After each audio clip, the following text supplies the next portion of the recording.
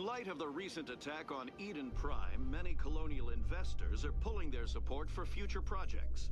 Proponents of expanded human colonization insist that Eden Prime was an isolated case. Nevertheless, colonist enrollment has dropped sharply.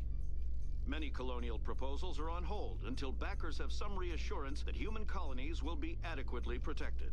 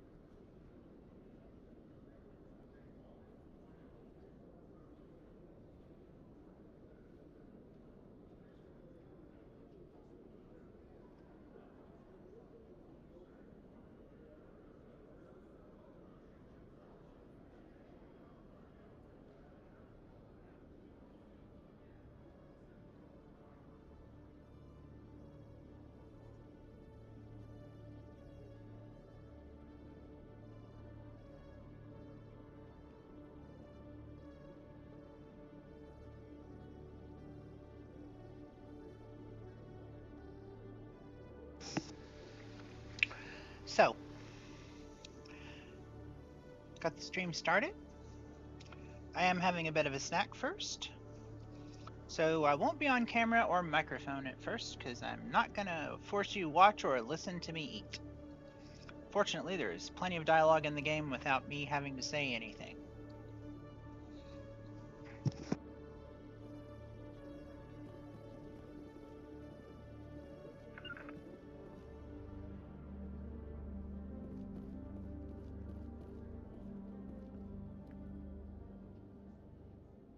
Witnesses saw you making threats in Fist's bar.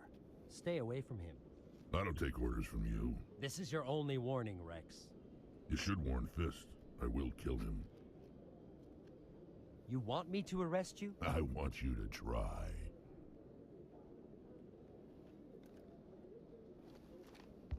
Go on. Get out of here. Yes, human. I'm trying to bring down Saren. Barlavon said to talk to you. Barlavon is a wise man. We may share a common goal, human. Enlighten me. I've been hired to kill the owner of Korra's Den, a man named Fist. He did something very foolish. What'd he do? He betrayed the Shadow Broker. A Quarian showed up here on the Citadel. She was on the run. She wanted to trade information for a safe place to hide, so she went to Fist. He promised to arrange a meeting between her and the Shadow Broker. Instead, he contacted Saren. What does Saren have to do with this?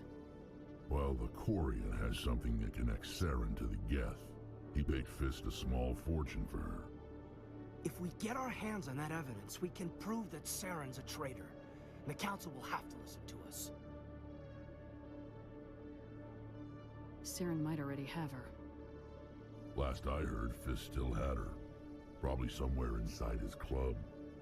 You help me kill Fist, she's all yours. I want to know more about your employer. Can't tell you much. All I got was a coded message with the details of the job. Standard procedure. What about Garrus, that Turian? He wants to take Saren down too.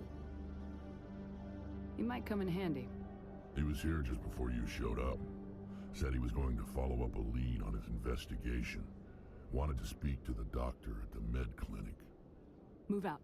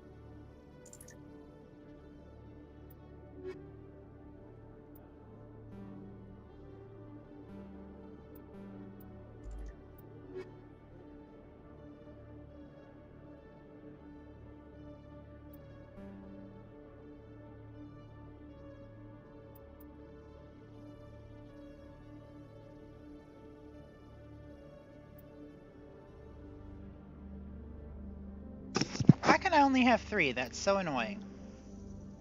This guy's my decryptor guy. I really didn't want this to turn into a sausage fest.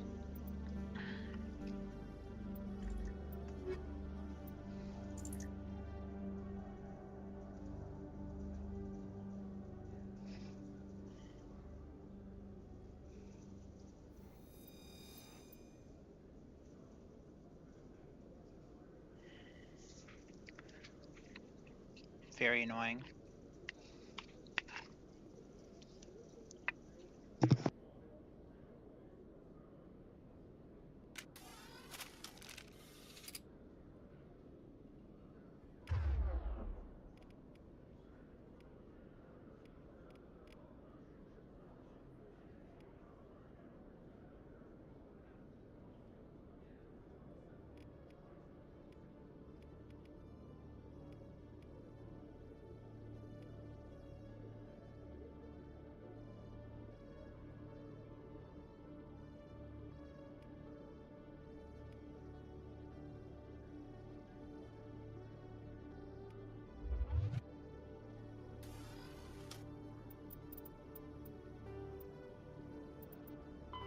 The Geth are a humanoid driven from their home system by the Geth nearly 3 centuries ago. Most Quarians now live aboard the migrant fleet, a flotilla of 50,000 vessels ranging in size from passenger shuttles to mobile space stations.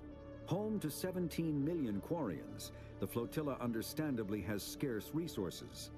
Because of this, each Quarian must go on a rite of passage known as the pilgrimage when they come of age. They leave the fleet and only return once they have found something of value they can bring back to their people. Other species tend to look down on the Quarians for creating the Geth and for the negative impact their fleet has when it enters a system. This has led to many myths and rumors about the Quarians, including the belief that underneath their clothes and breathing masks, they are actually cybernetic creatures, a combination of organic and synthetic parts.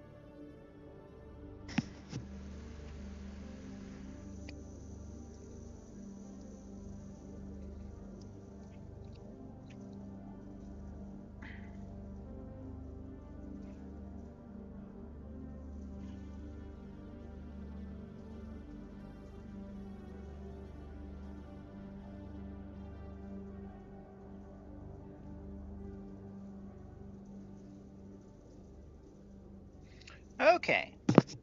So, looks like the stream health is still excellent. Been streaming for about 15 minutes. I guess you guys get to have me. Hi, it's me. I'm Kela. This is Kela Smash. It's 3:30 in the morning, so I really am not expecting anyone to be watching this, especially because most of my people are in the Eastern time zone, and that's 6:30 in the morning in their time. So,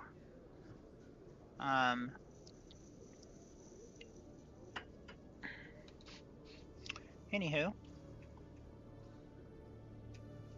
I think I will make a post on me old Facebook. Where is it? Where's the button? Oh, I don't have one open? Weird. Alright. Blip. On this channel. Blip.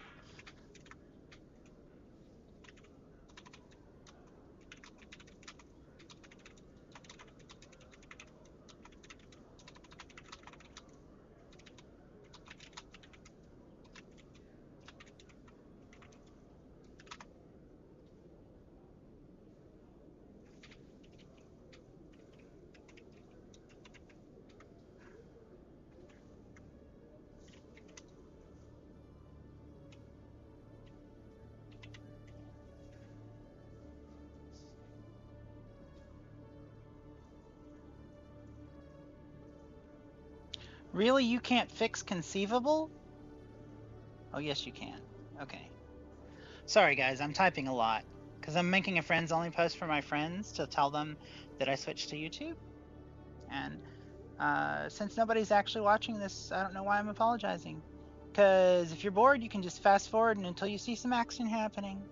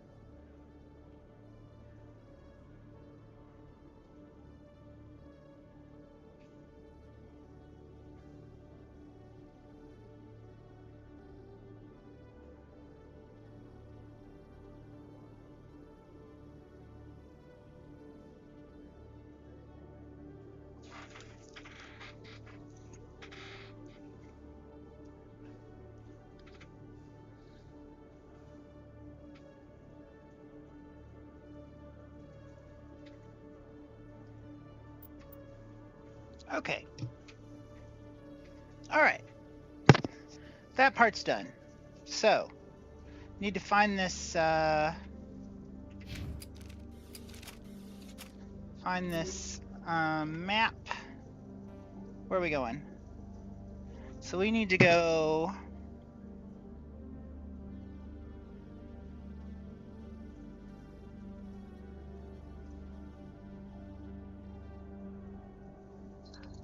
Oh, hello. Hello, my kitty. Have you come to share? Have you come to say be friend? Have you come to show your butt to the internet? Is that what you've come to do? Did you want to show your butt to the internet? Yeah? Yeah? This is Melody. She's a sweetheart. She comes and sits in my lap at night. Yes. Yes, you do. Yes, you do sit in my lap at night. You precious little thing. Mwah. Okay. So the map's not being helpful. Is there anyone else to talk to here? Let's see. We came through that door, through the elevator. These are like guards and shit. Oh, their requisition office. What's at their requisition office, I wonder?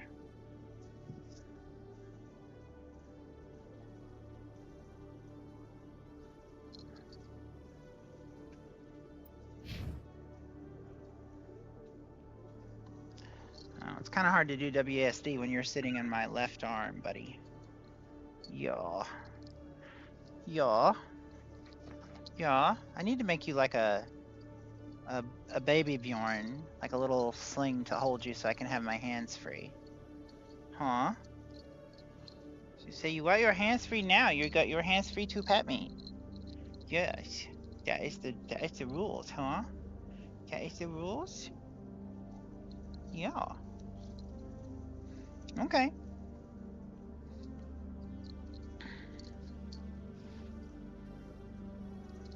Yosh. Yosh. Okay. Are we done? Are we done? Is it done time? It's done time. Okay. Or is it just stand on my boob? Just stand on my boob time. That's where we are. Oh. Alright, let's see. Are any of these... Oh, I could do rapid transit from here? Really? Excuse me. Who are these people? Not talkable. What's down here?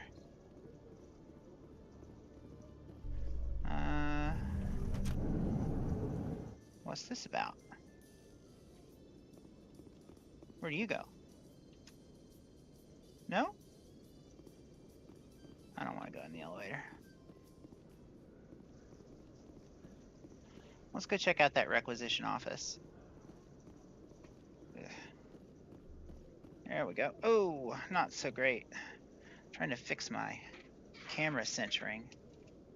Ugh. The tiny little bit of me in the picture that you see. Let's go this way. No, the other way. I always get that backwards. There we go. Now it looks a little less goobish. A little less goobish. Let's see. Am I at the requisition office? Oh. No, because I went the other way. Well, let's go into the CSEC offices then. With our guns drawn, that's a good idea.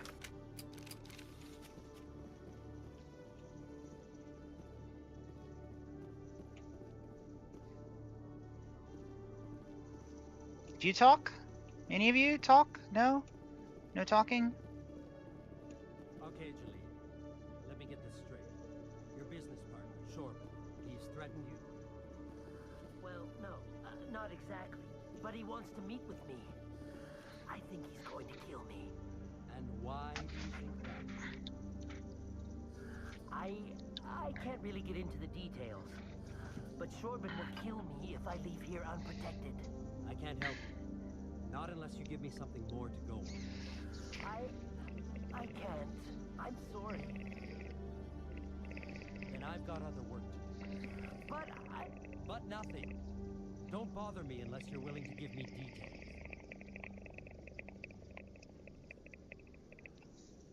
Okay. Let me guess. Side quest? I don't really want to do another side quest.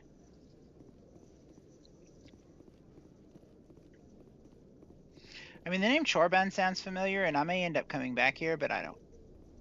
Hopefully he'll just be there. Oh, this is traffic. Oh, hey! Hi, Keeper. Let me give you a little scan.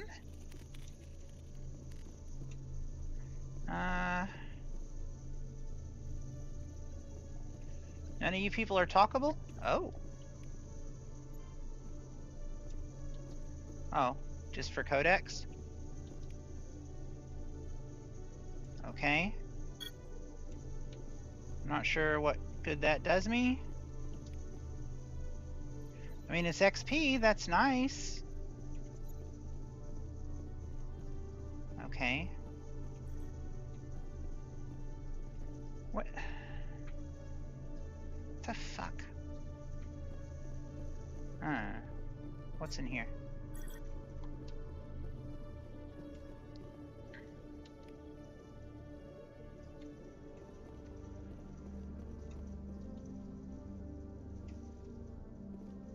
Holding cell, I guess? I don't know. Seems dumb to put that in front of a weapons locker, but I don't design this place.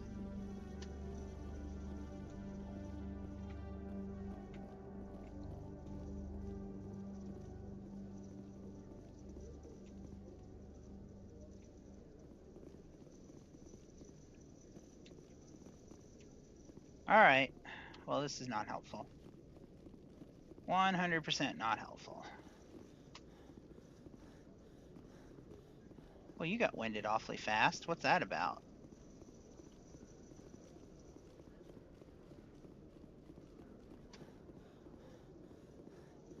You need to exercise more, Shepard. One sec. Looking you up.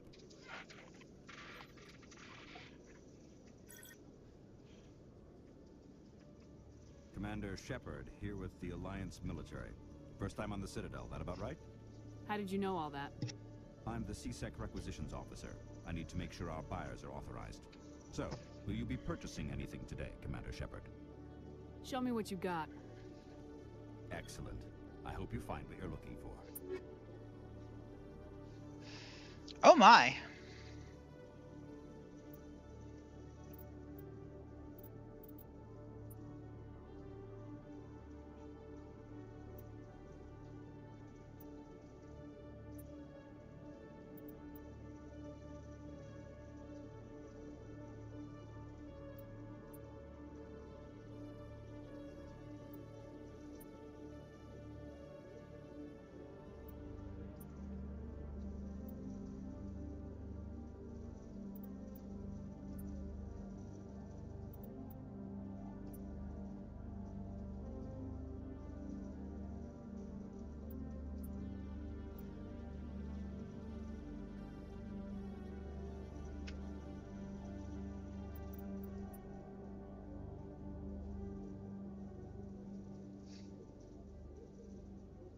Jesus. Well, I haven't made a whole lot of money yet, have I?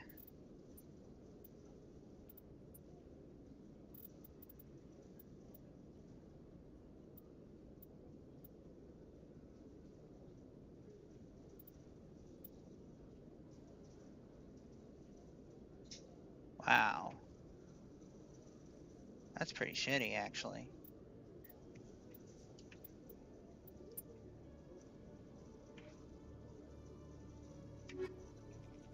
Yep, nothing useful for me.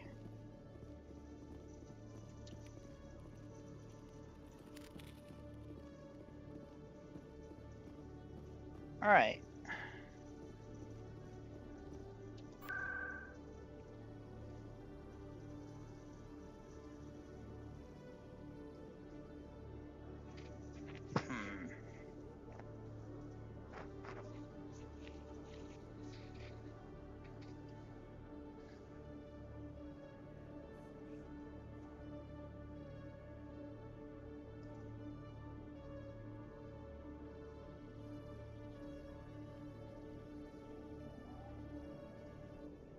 I'm not going to be able to do that quest if I...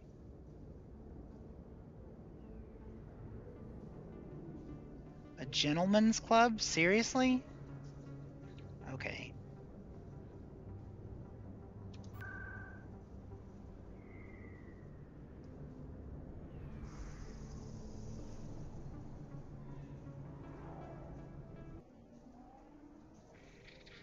Alright, I'm gonna go do the side quest.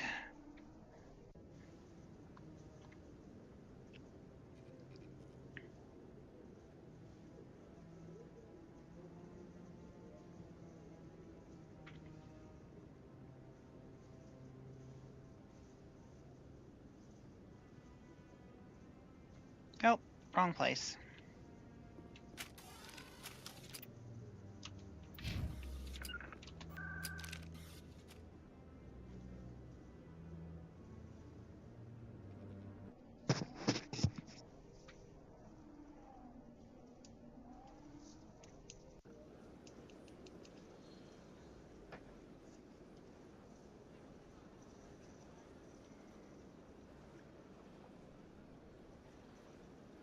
Okay.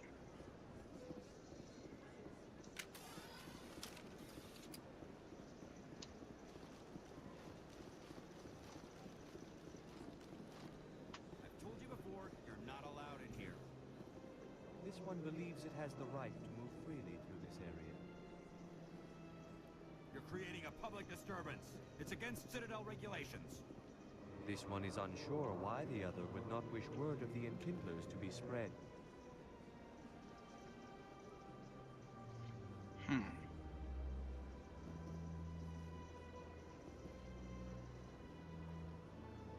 That Hanar refuses to listen to reason.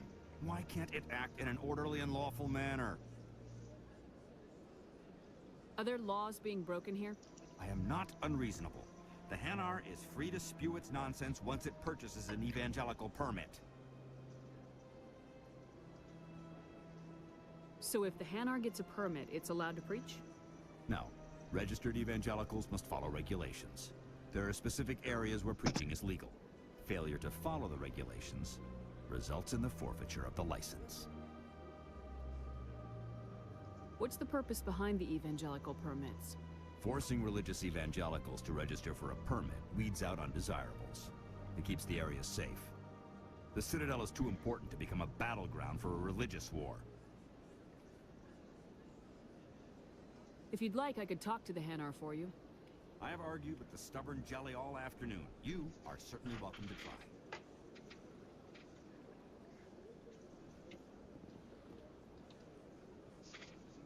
Do you desire to learn of the Enkindlers? Or has the Honorable CSEC officer enlisted assistance? What's going on here? The CSEC officer requests that this one purchase an evangelical permit to spread the truth of the Enkindlers.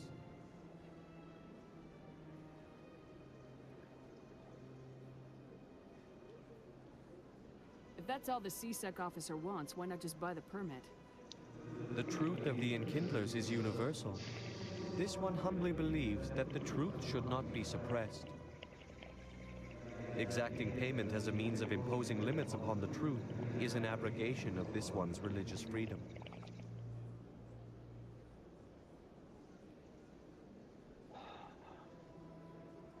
So you're breaking the law by preaching without a permit right now? The CSEC officer states that preaching in this place is forbidden, and preaching anywhere on the Citadel requires a permit. This one humbly submits that it is not preaching to state the truth of the Enkindlers, and thus no permit should be necessary.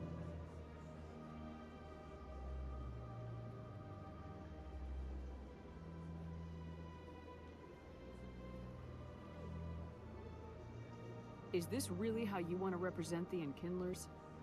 The truth of the Enkindlers must be made known. They gave the Hanar language, and gave the universe the mass relays. This one only wishes to spread the truth to any who will listen. There is no intent to cause trouble.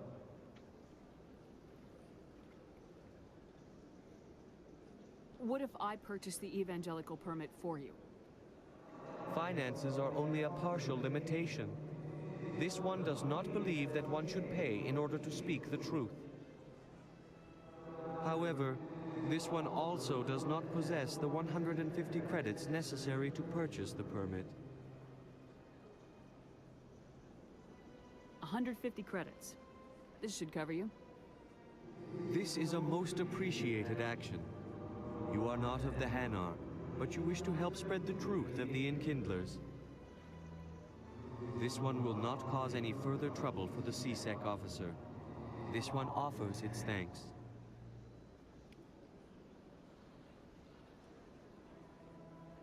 Well, I didn't get to ask about the Enkindlers, but oh well. I see the Hanar is left. Thank you. Happy to help. Here, for your assistance in this matter. Now, if you'll excuse me, I should report to my superiors. What did I get? Oh. 12 XP. I don't suppose it gave me any money. I basically just paid my way out of that quest, but... Well, yeah. More or less.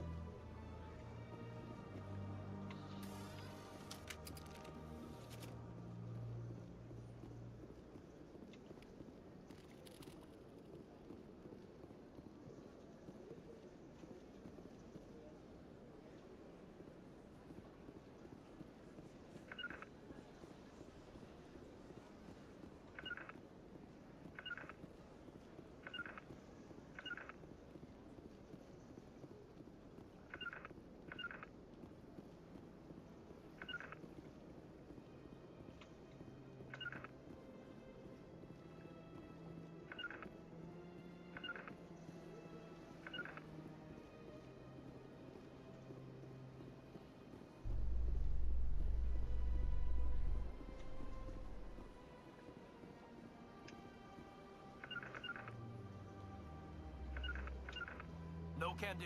I can't make it.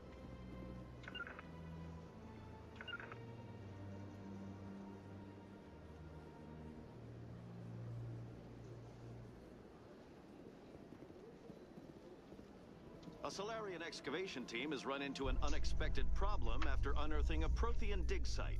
Hanar protesters have blockaded the dig site, claiming that artifacts of the Enkindlers, as the Hanar call them, should not be disturbed. The excavation team has appealed to Hanar representatives on the Citadel to reach a diplomatic solution.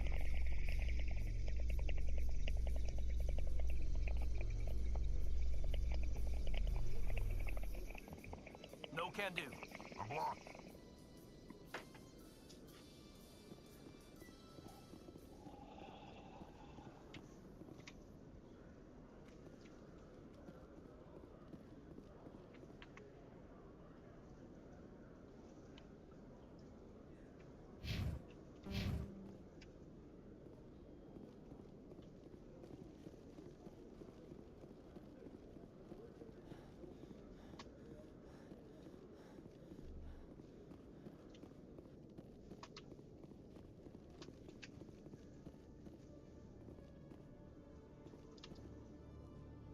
Hey there.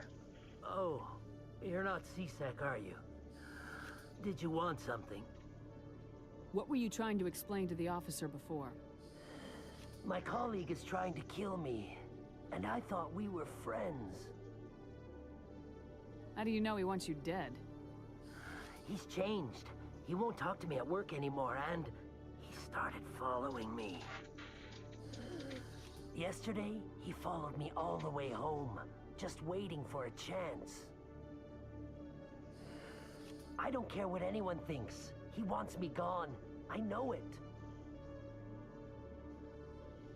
Is there something I can do? Talk to your friend, maybe? Would you? That's all I want. Someone to talk to him. Tell him to leave me alone. He thinks he can just push me around, but you'll show him, won't you? Just tell me where he is and I'll go find him. Oh, right. Well, he wanted to meet with me down in the wards near the markets. He said he just wanted to talk, but I know better. His name's Shorban. He's a Solarian. You shouldn't have any trouble. He's just a scientist. Shorban. That's the guy who asked us to scan the keepers. Oh, yeah. The keepers? Well, even more reason to go after him. That's against regulations. I better look into this right away. Find out what he's up to. Anything's possible with Shorban these days. Well, good luck. Okay. So I did recognize the name, but it wasn't the one I was thinking. Where's the... Is there something I can click in here? Huh? Anything? Anything? No? No. Okay.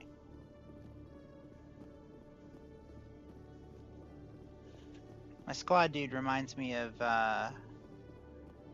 the rhinoceros aliens on Doctor Who.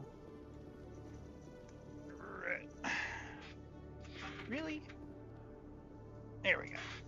A little more. Gotta make sure you see my boobs, right? That's the whole point.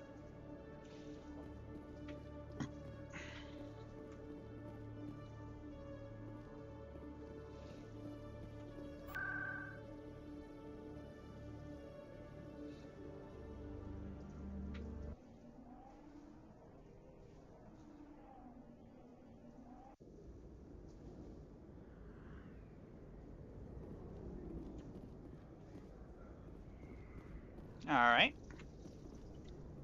So this is a gentleman's club, huh? Fun times. Do I get to shoot anybody who fucks with me in here? Looks like it's shut down. Fist knows we're coming. Look out! I'm on it. Where? Who is shooting at us? Where? Where the fuck is it coming from?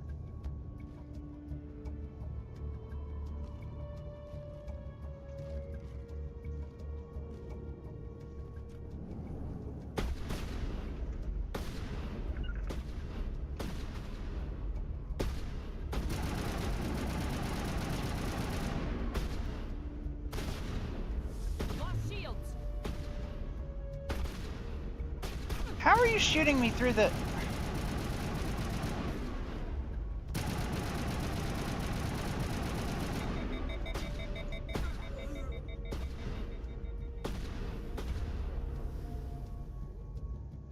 Shit, there's a fuck ton of them. Okay.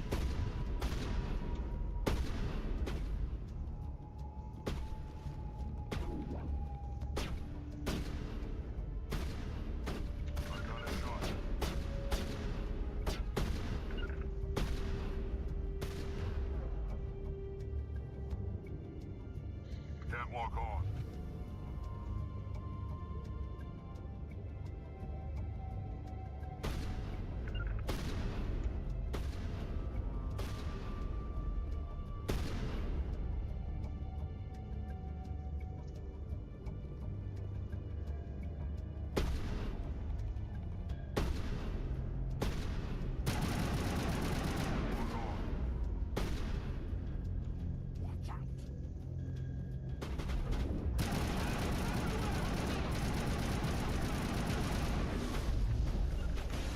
ECM is hot.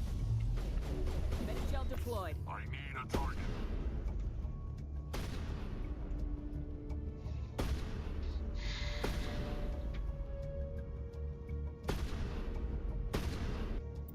You know... Oh, we can't save in combat, can we? Okay. Fine. Can't get a clear shot. Yeah, I can't get a clear shot either, damn it. Let's go around this way.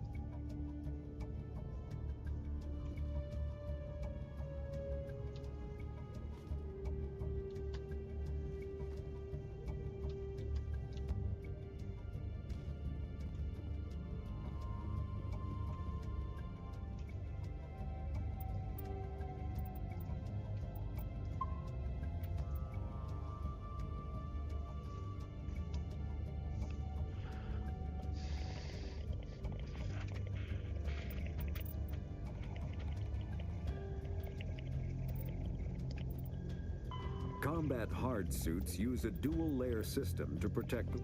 All modern infantry weapons, from pistols to assault rifles, use micro-scaled mass accelerator technology. Projectiles consist of tiny metal slugs suspended within a mass-reducing field, accelerated by magnetic force to speeds that inflict kinetic damage. The ammo magazine is a simple block of metal. The gun's internal computer calculates the mass needed to reach the target based on distance, gravity, and atmospheric pressure, then shears off an appropriate-sized slug from the block. A single block can supply thousands of rounds, making ammo a non-issue during any engagement. Top-line weapons also feature smart targeting that allows them to correct for weather and environment. Firing on a target in a howling gale feels the same as it does on a calm day at the practice range. Smart targeting does not mean a bullet will automatically find the mark every time the trigger is pulled. It only makes it easier for the marksman to aim.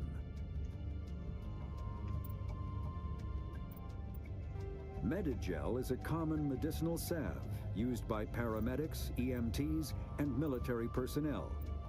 It combines several useful applications: a local anesthetic, disinfectant, and clotting.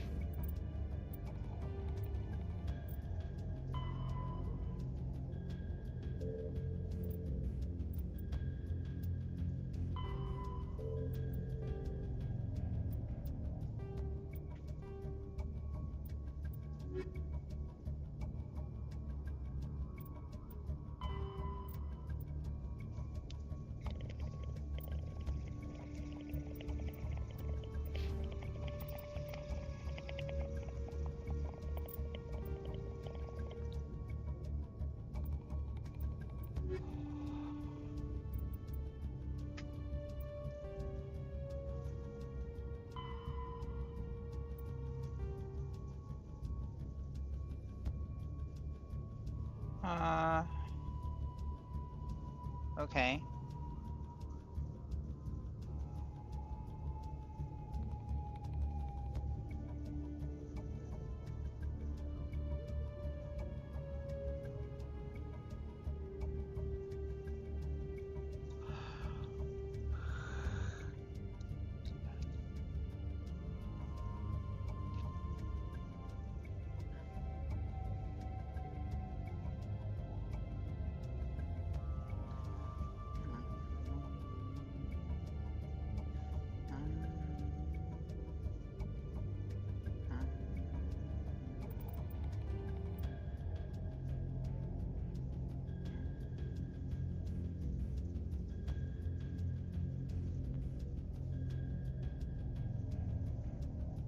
I'm not reading this aloud, it's too much.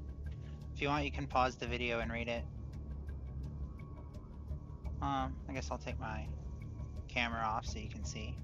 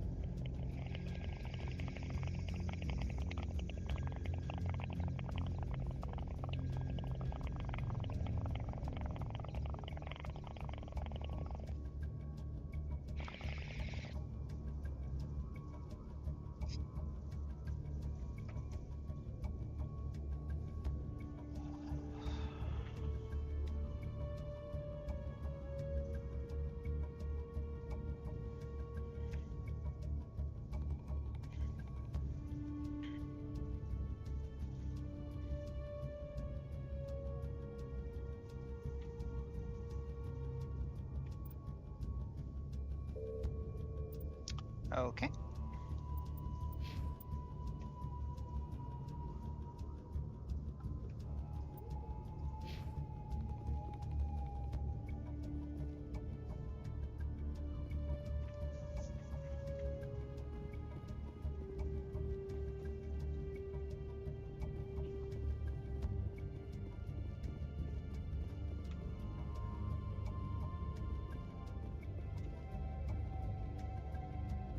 Okay.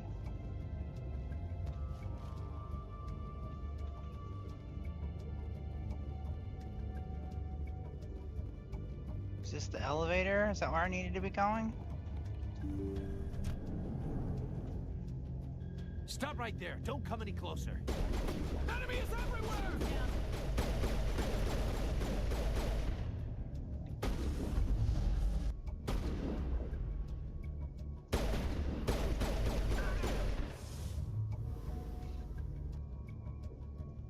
Clear.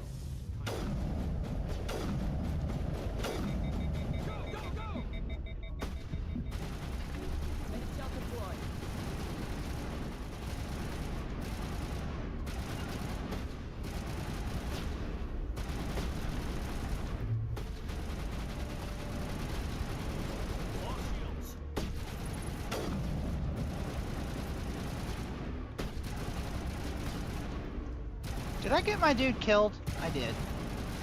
Shit.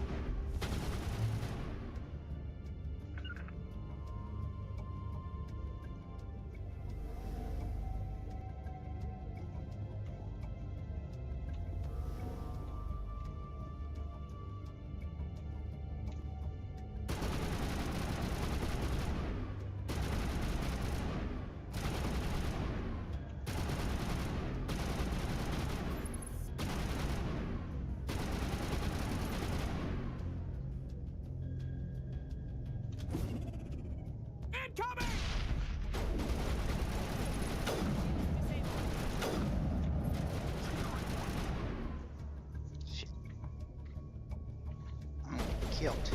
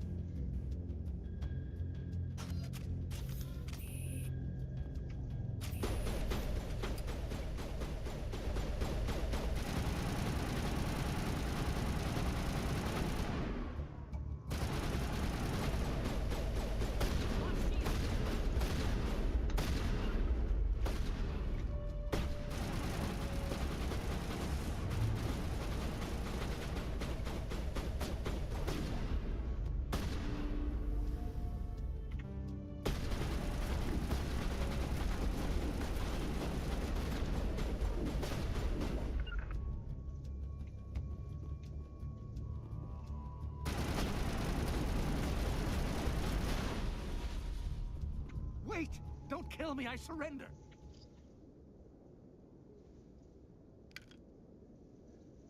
Where's the Quarian? She's not here. I don't know where she is. That's the truth. He's no use to you now. Let me kill him. Wait. I don't know where the Quarian is, but I know where you can find her. The Quarian isn't here. Said she'd only deal with the Shadow Broker himself. Face to face? Impossible. Even I was hired through an agent. Nobody meets the Shadow Broker. Ever. Even I don't know his true identity. But she didn't know that. I told her I'd set a meeting up. But when she shows up, it'll be Saren's men waiting for her. Give me the location, now.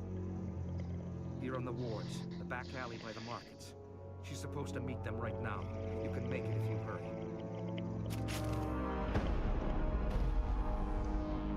Oh my god! Really? The Shadow Broker paid me to kill him. I don't leave jobs half done. We don't shoot unarmed prisoners. How many people died because of him? He brought this on himself.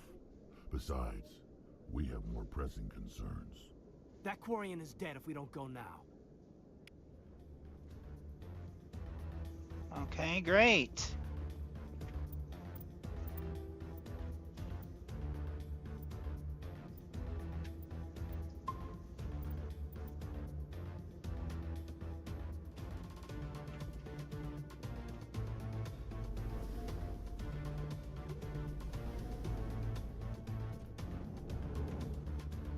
Oh, seriously, this again? Can we go out this way?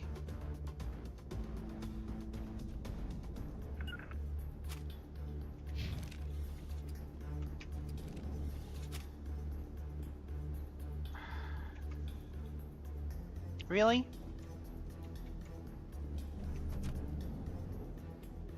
Not a thing. Okay, fine. I'm gonna load from the save.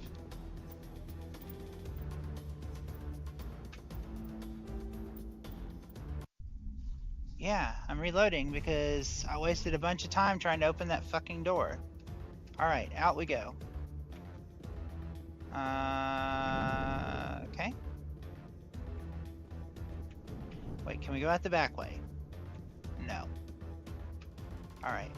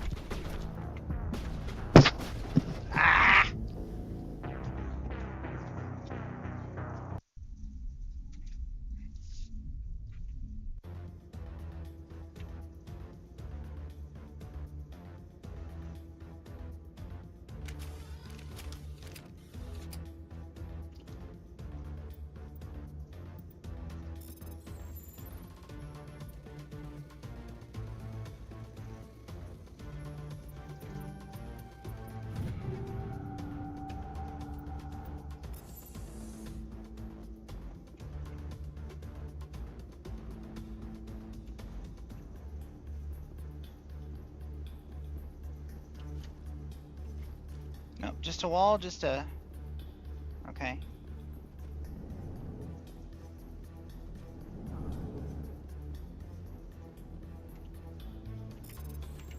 Not helpful.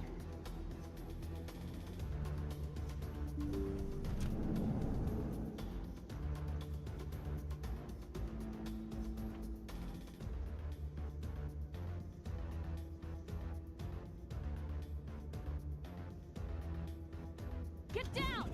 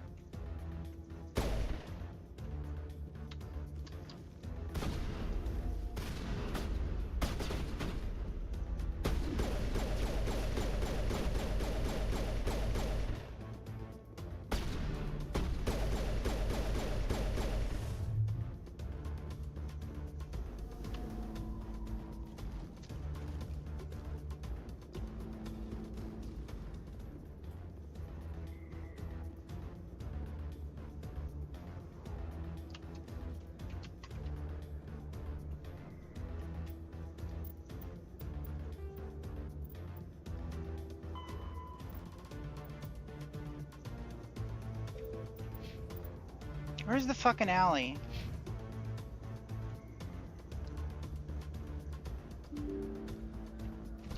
Not really my kind of place, but there sure are some spectacular views here.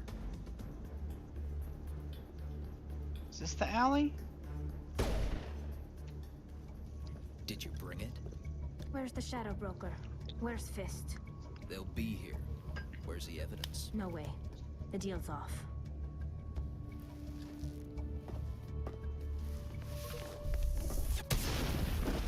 Nice.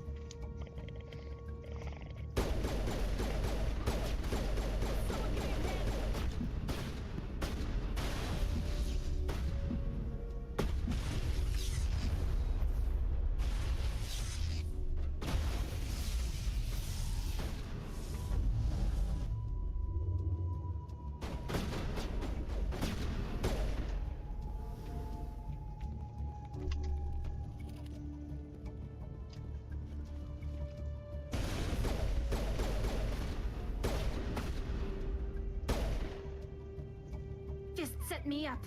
I knew I couldn't trust him. Were you hurt in the fight? I know how to look after myself. Not that I don't appreciate the help. Who are you?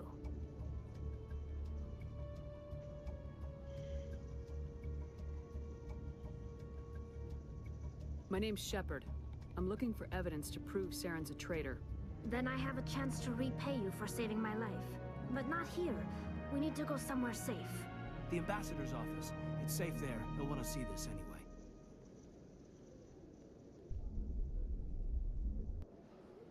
You're not making my life easy, Shepard. Firefights in the wards, an all-out assault on Korra's den. Do you know how many... Who's this? A Quarian? What are you up to, Shepard? You wanted proof Saren's a traitor. This is it. Really? Maybe you better start at the beginning, Miss... My name is Tali. Tali Zora Naraya. We don't see many Quarians here. Why did you leave the flotilla? I was on my pilgrimage. My rite of passage into adulthood. I've never heard of this before. It is a tradition among my people. When we reach maturity, we leave the ships of our parents and our people behind. Alone, we search the stars, only returning to the flotilla once we have discovered something of value. In this way, we prove ourselves worthy of adulthood. What kinds of things do you look for? It could be resources like food or fuel, or some type of useful technology, or even knowledge that will make life easier on the flotilla. Through our pilgrimage, we prove that we will contribute to the community, rather than being a burden on our limited resources. Tell us what you found. During my travels, I began hearing reports of Geth. Since they drove my people into exile, the Geth have never ventured beyond the Veil. I was curious. I tracked a patrol of Geth to an uncharted world. I waited for one to become separated from its unit. Then I disabled it and removed its memory core. I thought the Geth fried their memory cores when they died. Some kind of defense mechanism. How did you manage to preserve the memory core? My people created the Geth. If you're quick, careful, and lucky, small caches of data can sometimes be saved. Most of the core was wiped clean, but I salvaged something from its audio banks. Eden Prime was a major victory. A beacon has brought us one step closer to finding the conduit. That's Saren's voice. This proves he was involved in the attack. He said Eden Prime brought him one step closer to finding the conduit. Any idea what that means? The conduit must have something to do with the beacon. Maybe it's some kind of Prothean technology. Like a weapon. No. Wait, there's more. Saren wasn't working alone. Eden Prime was a major victory. The beacon has brought us one step closer to finding the conduit. And one step closer to the return of the Reapers. I don't recognize that other voice, the one talking about Reapers. Are they some kind of new alien species? According to the memory core, the Reapers were a hyper-advanced machine race that existed 50,000 years ago. The Reapers hunted the Protheans to total extinction, and then they vanished. At least, that's what the Geth believe. Sounds a little far-fetched. The vision on Eden Prime. I understand it now. I saw the Protheans being wiped out by the Reapers. The Geth revere the Reapers as gods, the pinnacle of non-organic life.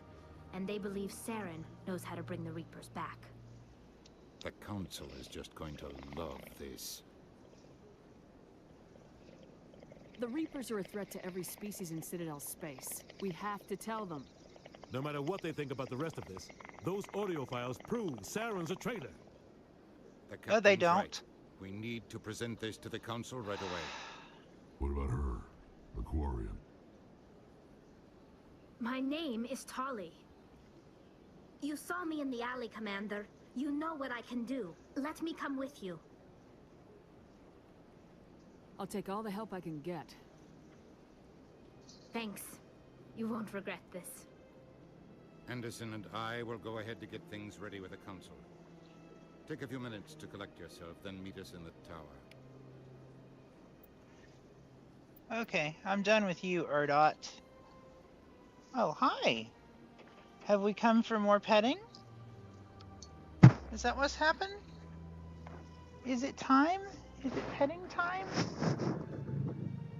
Or is it a put me to bed and give me my night-night treats time? Is that what it is?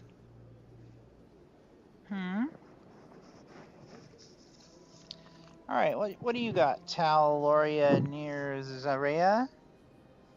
Oh, good.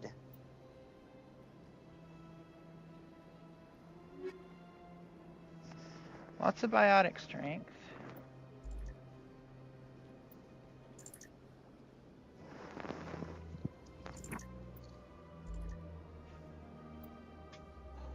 Yeah.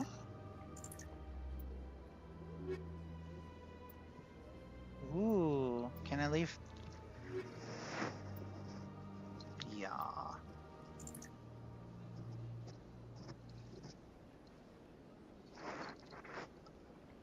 Hey, hey. Yeah?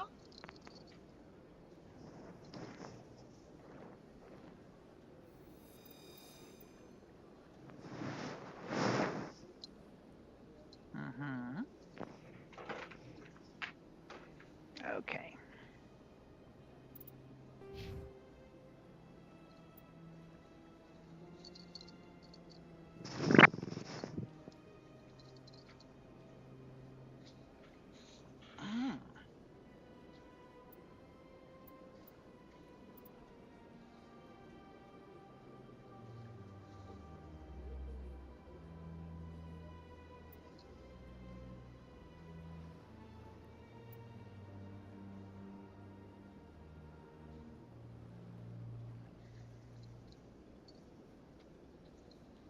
Oh.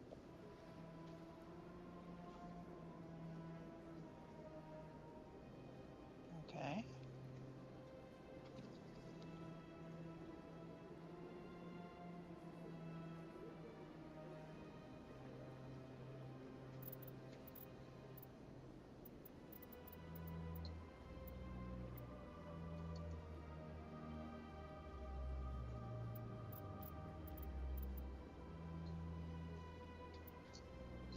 Were you looking back to see where my other hand was and trying to figure out why it wasn't petting your head? Was that the issue? Uh-huh.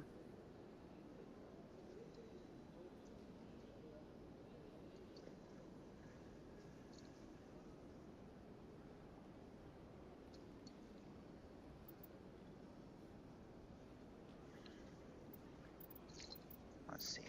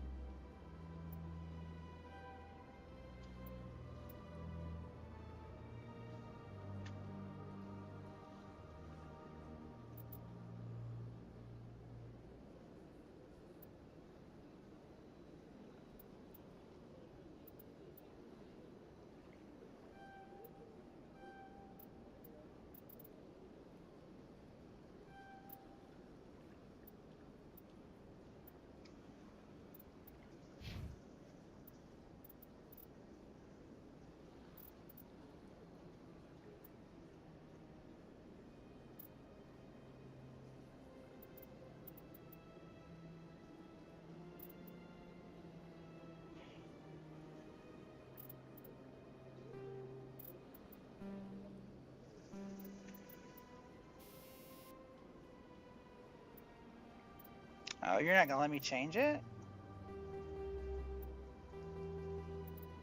Well, shit. Oh well.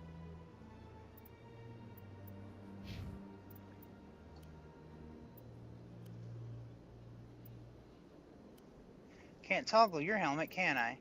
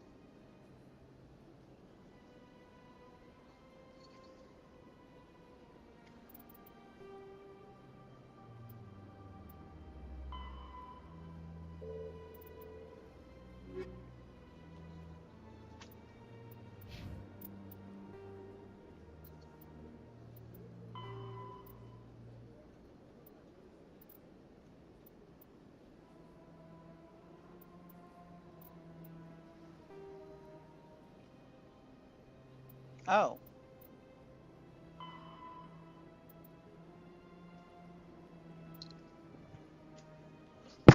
Okay. Sure. All right.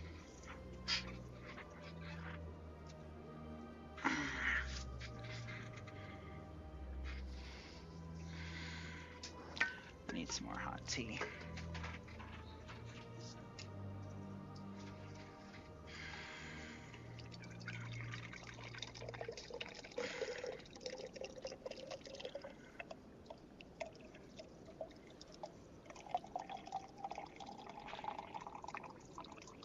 I do love me some hot tea. That's why I have my own canister. Or canister, is that the right word? Carafe, perhaps, is a better word.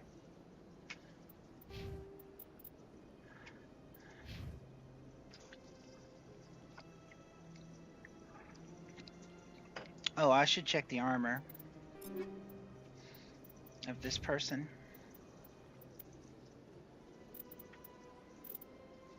None of this is helpful for you.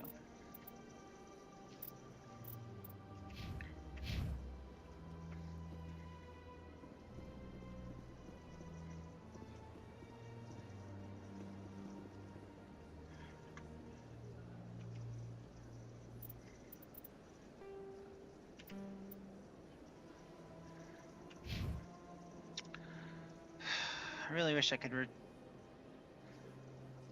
redo my armor gel before, I mean my medicine gel. We gotta go, okay, this is just a balcony, and there's no jumping. I really dislike a game where I can't jump. I mean, I'll accept it for now. Where are we going? The... These allegations are very serious. This is serious. My reputation is at stake. I spoke with the consort in confidence, and her alone, and she betrayed that confidence. All right. I will look into it for you. In the meantime, do not do anything rash. Hello there, human. Sincere apology, but I am here on business and cannot be distracted right now. You seem distressed. Is there something I can do to help? Alarmed response. You overheard that, did you? This is all going so wrong, and it is the Asari consort's fault. She's the one who started all this. What did this Asari do to get you so upset? I cannot speak more about this problem. It is too sensitive. Suffice it to say, she has compromised my authority as a diplomat. Good luck with your problem. Thanks to you, human. Good day. Pleased greeting. Human, it is always good to see your kind. I am Ambassador Kela. Genuine query. Is there something I can do for you this day? Tell me more about your species. Genuine enthusiasm. I delight in telling the history of my people. It is agreeable to share our culture with others. Tell me about the history and origins of the Elcor. The Elcor were just beginning to explore Council space when the Asari first made contact with us. With their help, we discovered the relay closest to our system, and from there the Citadel. Proudly. Within one lifetime we established a regular route to the Citadel, and quickly became one of the more active species living on this great station. I'd like to know more about the culture of the Elcor.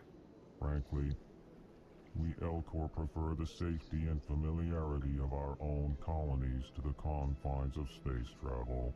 Our society is built on small, tight-knit groups, though we are always welcoming to outsiders. Our government tends to be very stable. Our people are not very comfortable with sudden changes. What do you do here? Modestly, I work to bring the problems and the requests of the Elcor groups to the attention of the Council. Ha! They only give us these positions to keep us quiet. The Council doesn't care about our races. Chastising rebuke. Your tone is inappropriate, Din. This human is not to blame for your malcontent or your misconceived suspicions. Why do you explain what you're about to say? Our people communicate less through words and more through sentence-like movements.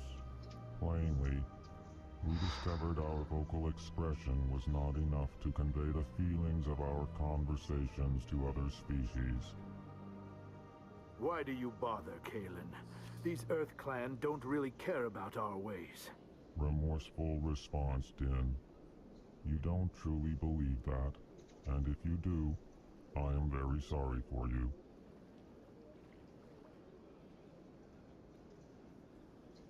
Goodbye, Ambassador. Sincere farewell. Good day to you, human. Enjoy your time on the Citadel.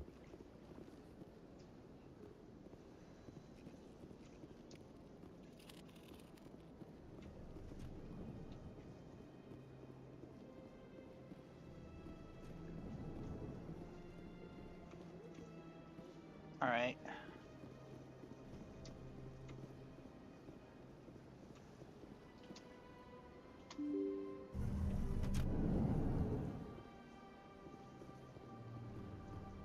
Excuse me, Commander Shepard. Could you spare a moment of your time? I mean, I really shouldn't if time meant anything in this game, but it doesn't, so sure. Commander Shepard, my name is Samesh Bhatia. Forgive the intrusion, but I have nowhere else to turn. What do you need? My wife was a Marine. She was in the 212 on Eden Prime. Wait, the 212? Your wife was Serviceman Nirali Bhatia. I'm Gunnery Chief Ashley Williams. I served in her unit.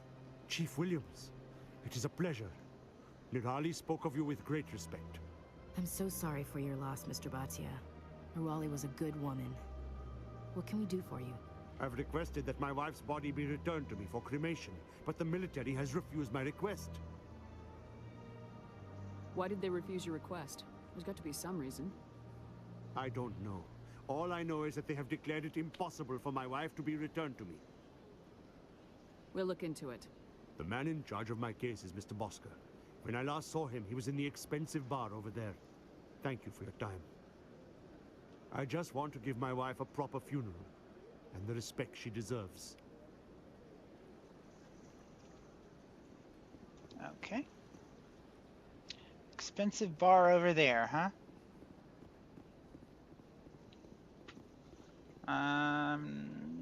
Is it up here? Something tells me probably not.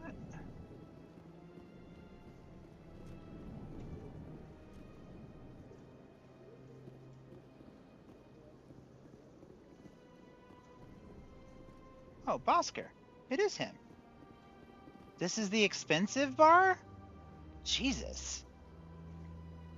Get a decorator. My goodness, you're Commander Shepard. Your activities made for quite a briefing in the Diplomatic Corps. Is there something I can do to assist you?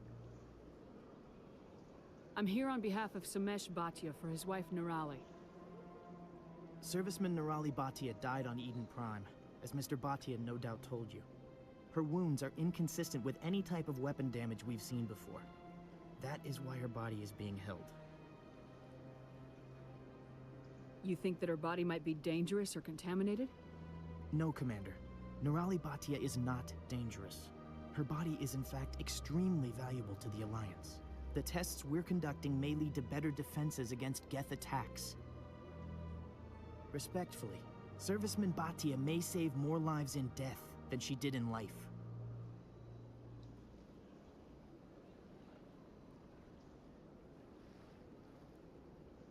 How long do you think this research is going to take?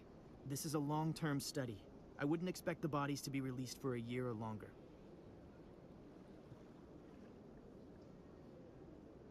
You gotta have a lot of bodies. Can't you release one? Very few bodies had this new type of weapon damage, and very few were in good enough condition to study. Beyond that, Commander, we need as many bodies as we can to get a reasonable sample size. When will this research result in actual new technology? If we're lucky, we'll actually realize usable technology from this study in a few years.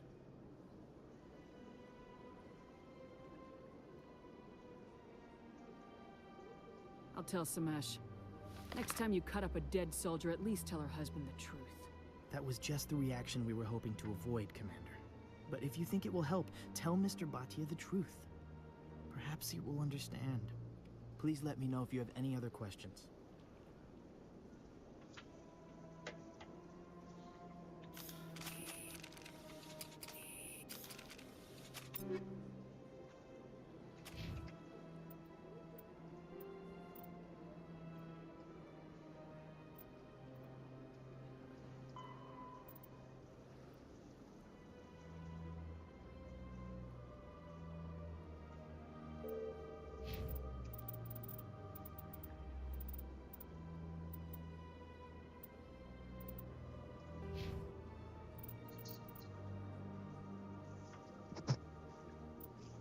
I mean, I have charm and intimidate, but it didn't...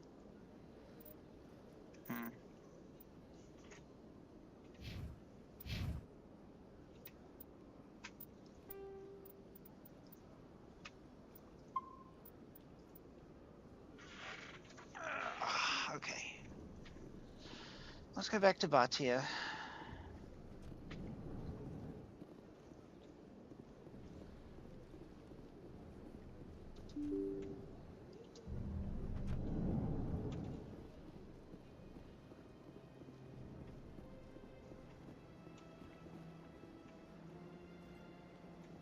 Okay.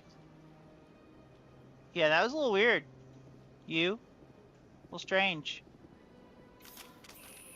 You want to hold still for a second? Huh? No?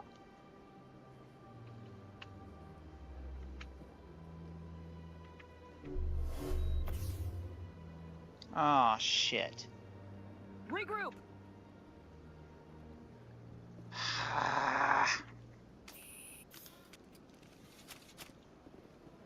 Fine.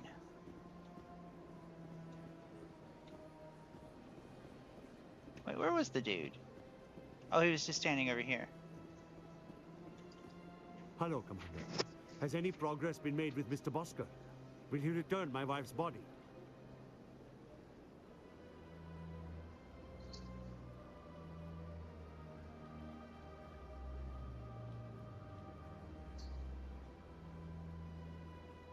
Tell me again what you've been told about your wife. As I said, I've been told nothing. I don't understand why they won't release her body to me.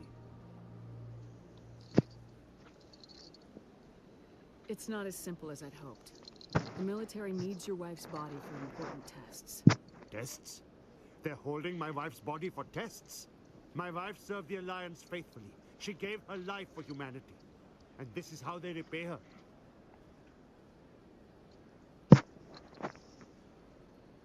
It is unacceptable. I'll let you know what I can do. Thank you. Please let me know what can be done.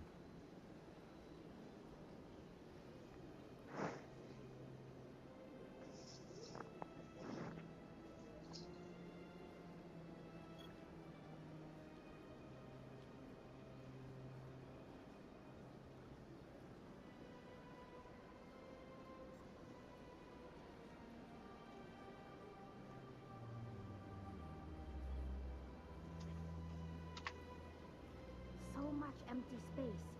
1,000 of my people could live here and hardly even see each other. I can't tell the aliens from the animals.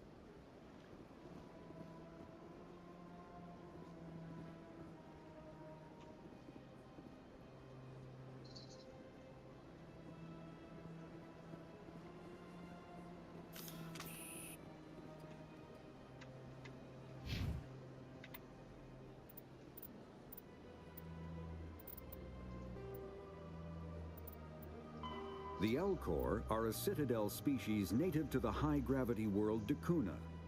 They are massive creatures, standing on 4 muscular legs for increased stability.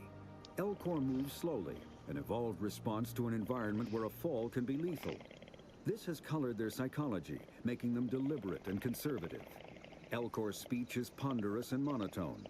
Among themselves, scent, slight movements, and subvocalized infrasound convey shades of meaning that make a human smile seem as subtle as a fireworks display. Since their subtlety can lead to misunderstandings with other species, the Elcor often go out of their way to clarify when they are being sarcastic, amused, or angry. Dakuna's high gravity impedes mountain formation. Most of the world consists of flat, open plains, which prehistoric Elcor wandered across in small family bands. Modern Elcor still prefer open sky, and can become restless and uncomfortable on long starship journeys. Okay.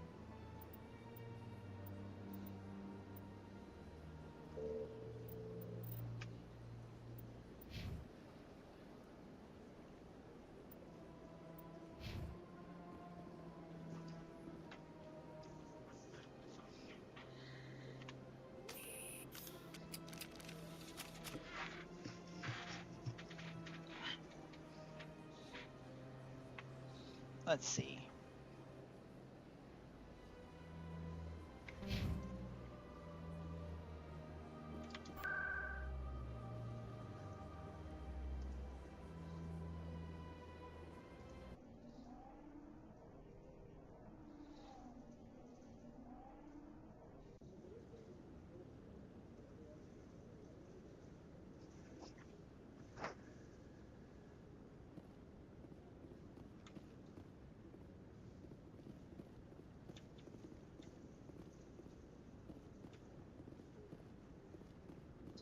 Where's Dude? I want to talk to Dude. Is he up here somewhere? Come on. Oh. Udina's presenting the Quarians' evidence to the Council. Not quite what I meant, but this'll... Eden Prime was a major victory. The beacon has brought us one step closer to finding the conduit. And one step closer to the return of the Reapers. You wanted proof? There it is. This evidence is irrefutable, Ambassador. Saren will be stripped of his Spectre status, and all efforts will be made to bring him in to answer for his crimes.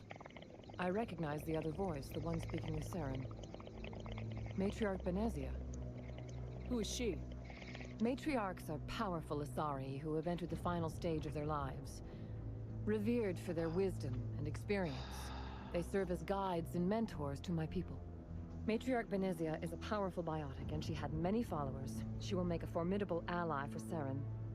I'm more interested in the Reapers. What do you know about them? Only what was extracted from the Geth's memory core. The Reapers were an ancient race of machines that wiped out the Protheans. Then they vanished. The Geth believe the Reapers are gods, and Saren is the prophet for their return. We think the conduit is the key to bringing them back. Saren's searching for it. That's why he attacked Eden Prime. Do we even know what this conduit is? Saren thinks it can bring back the Reapers. That's bad enough. Listen to what you're saying. Saren wants to bring back the machines that wiped out all life in the galaxy? Impossible. It has to be. Where did the Reapers go? Why did they vanish? How come we found no trace of their existence? If they were real, we'd have found something. I tried to warn you about Saren and you refused to face the truth. Don't make the same mistake again. This is different. You proved Saren betrayed the Council. We all agree he's using the Geth to search for the conduit, but we don't really know why. The Reapers are obviously just a myth, Commander. A convenient lie to cover Saren's true purpose. A legend he is using to bend the Geth to his will. 50,000 years ago, the Reapers wiped out all galactic civilization. If Saren finds the conduit, it will happen again.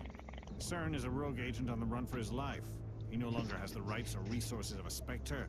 The Council has stripped him of his position. That is not good enough. You know he's hiding somewhere in the Traverse. Send your fleet in! A fleet cannot track down one man.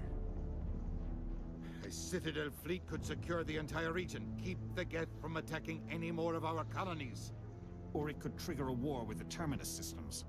We won't be dragged into a galactic confrontation over a few dozen human colonies.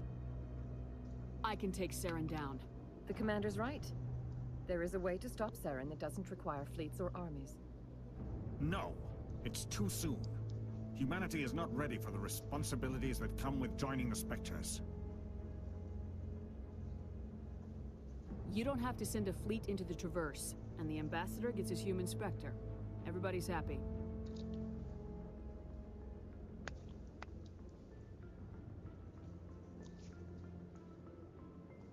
Okay. Commander Shepard, step forward. You got it.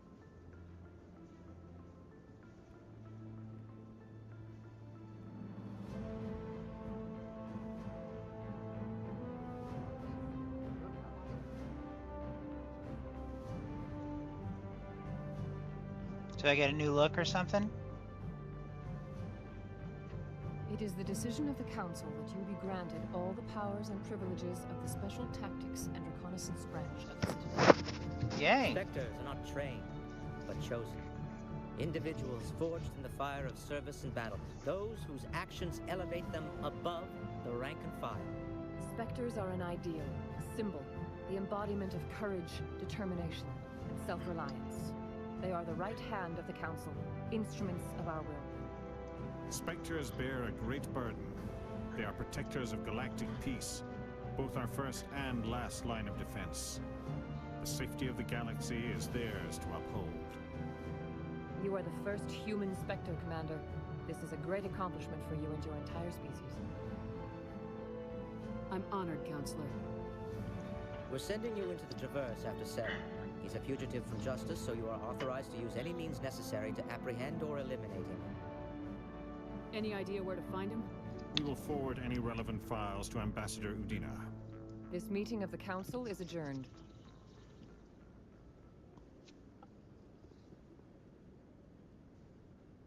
Congratulations, Commander. We've got a lot of work to do, Shepard. You're going to need a ship, a crew, supplies. You'll get access to special equipment and training now. You should go down to the C-Sec Academy and speak to the Spectre Requisitions Officer. Anderson, come with me. I'll need your help to set all this up. I got the Spectre achievement. Yay. I thought the ambassador would be a little more grateful. He didn't even thank you.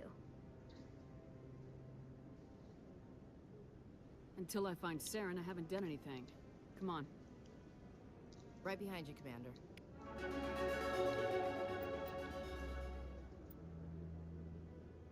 Okay. Spectre training talent unlocked. What does that mean?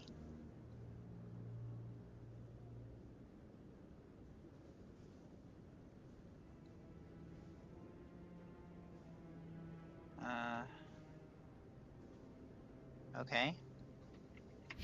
Is it here?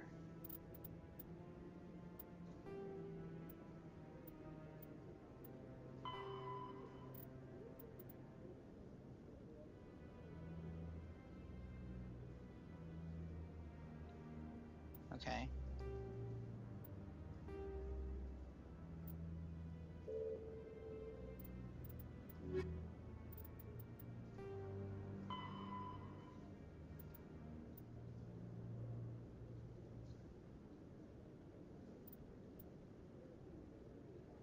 All right.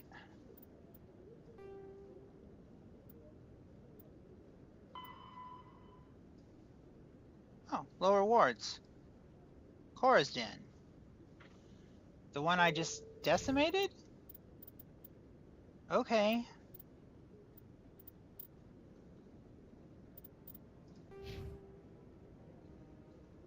Oh, Spectre training, I see.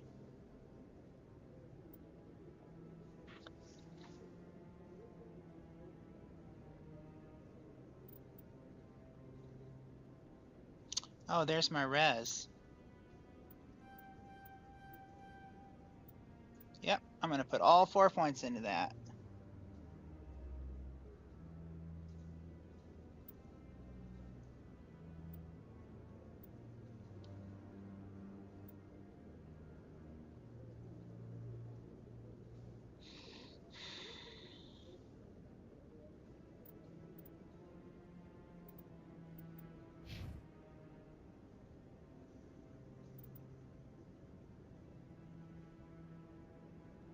What melee damage? How is there melee damage? I don't get it.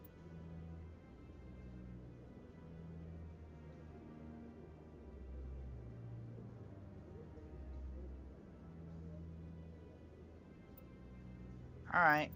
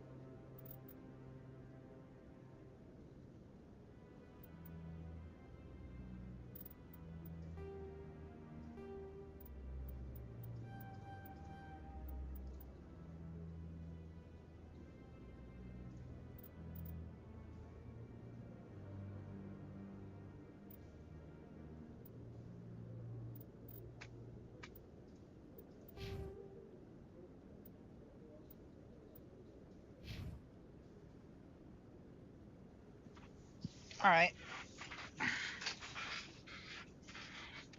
I guess I'll go to Chora's den again and see what happens.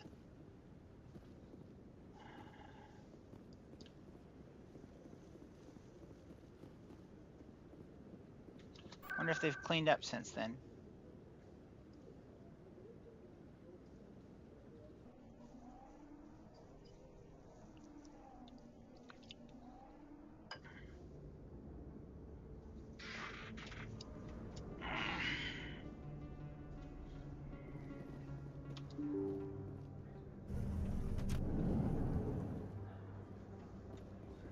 Oh, interesting. Very interesting.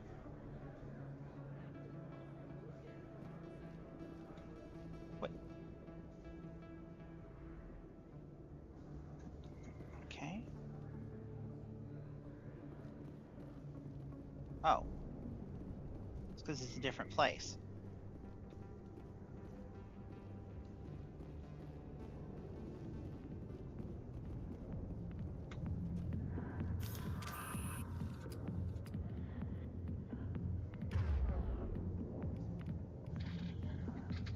What new things have I learned?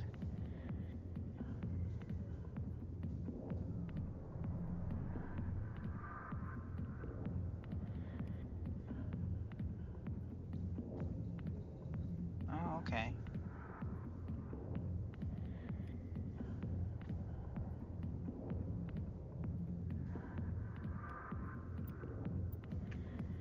I mean, sure.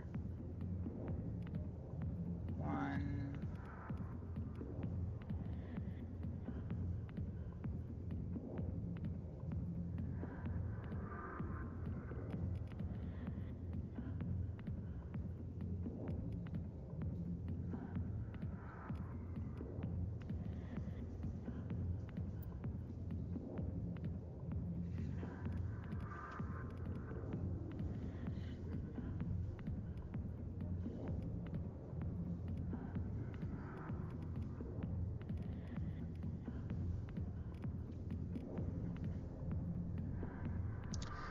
Is it not listing the other thing because I don't have...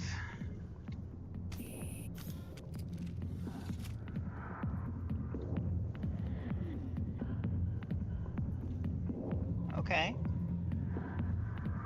I approve.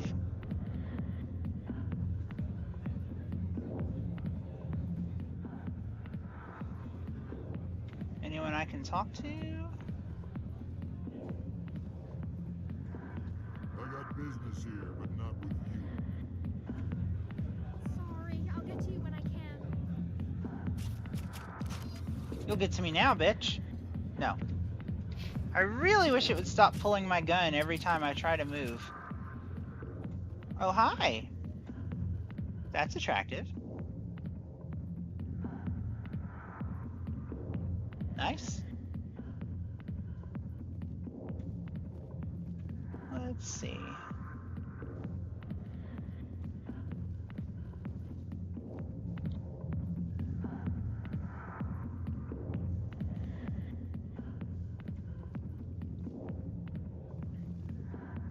Really?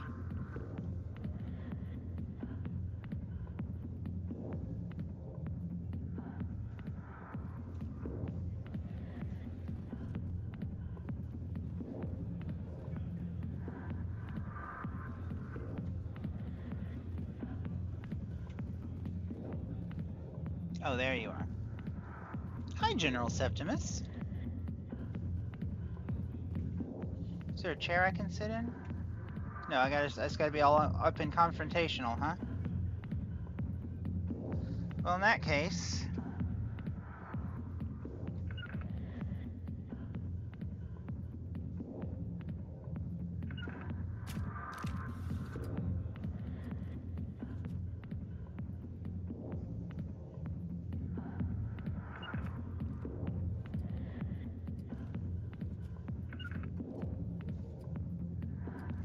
Huddle up!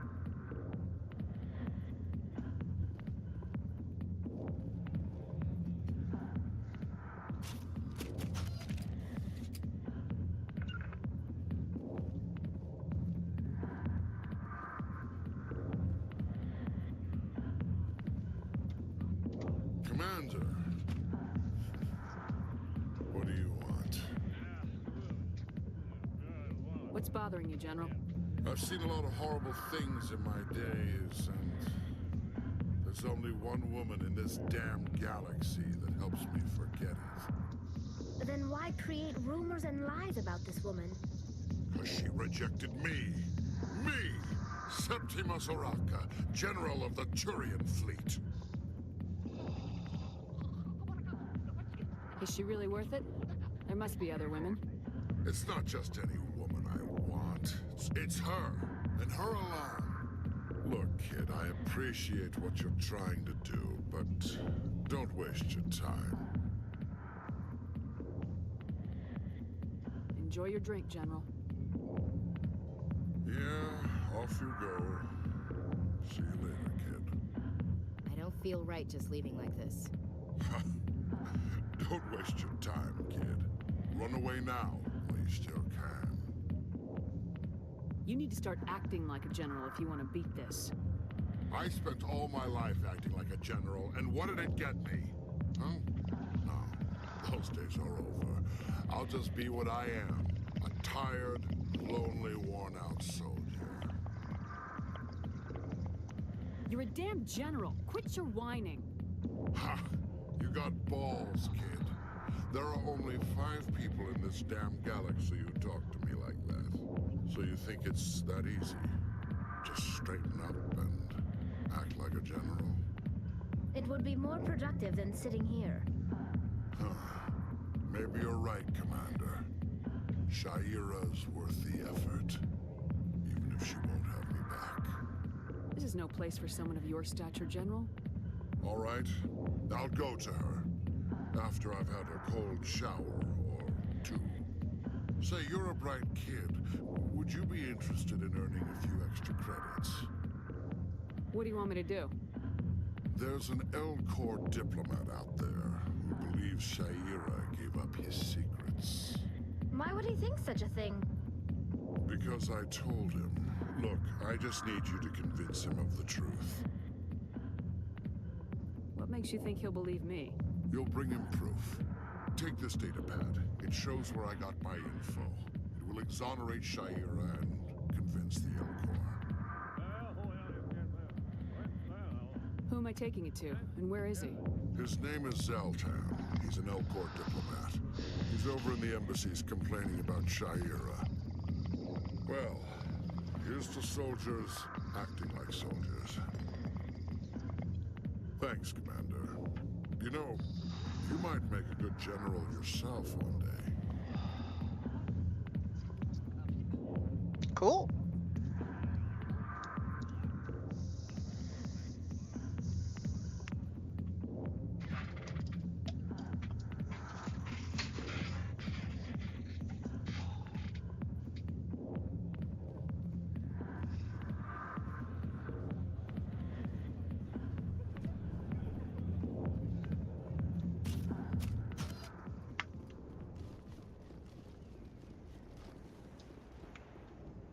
The fuck is that?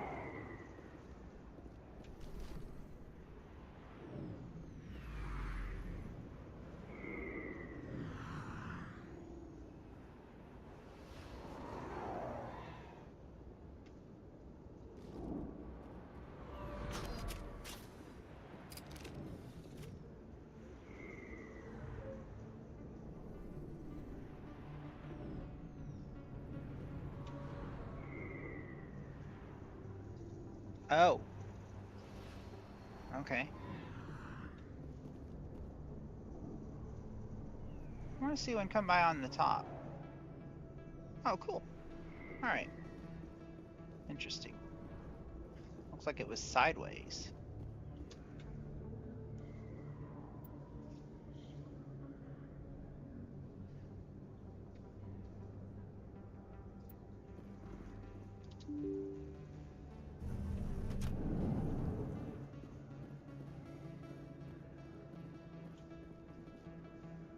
Commander, I wasn't expecting to see you again. Is there something you want?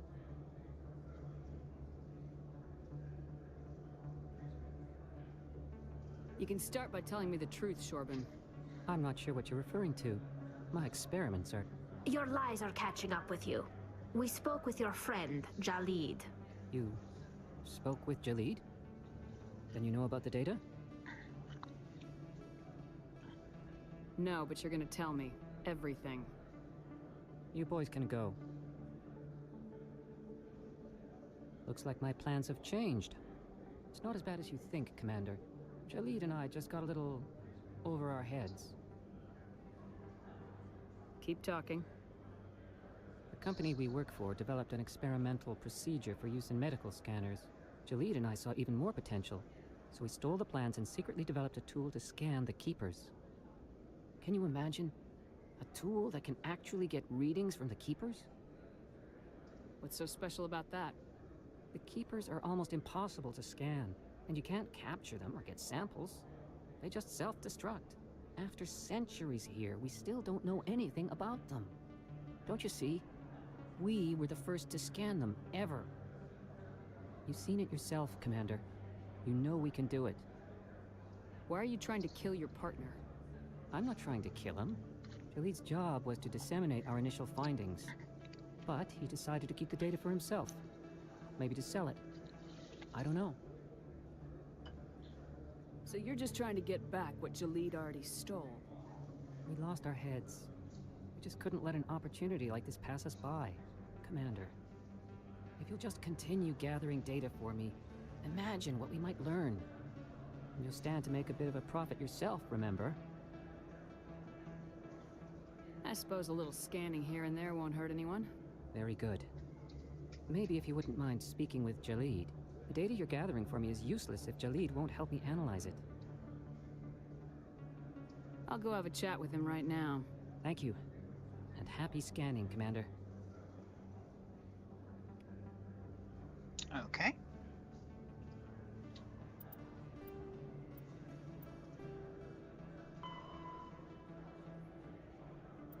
Oh, another reason to go to the CSEC Academy.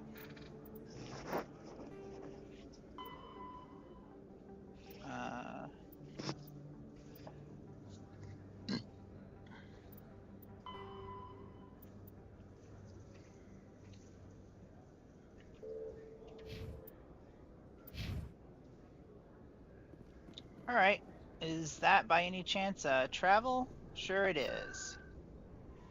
Let's go to CSEC.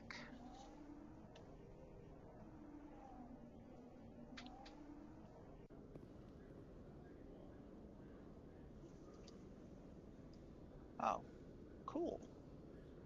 Directly to the academy. Congratulations, Shepard. Heard they made you a Spectre. I'm glad somebody got the Council to see Saren for what he really is. I appreciate that, Garrus. I resigned from CSEC after the Council ignored my investigation. I was sick of all the politics. You're the only one who seems to be doing anything about Saren. Let me come with you.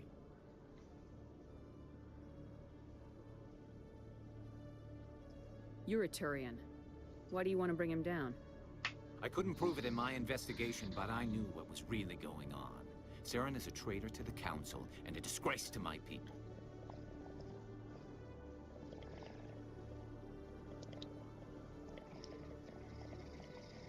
Welcome aboard, Garrus. You won't regret this, Shepard.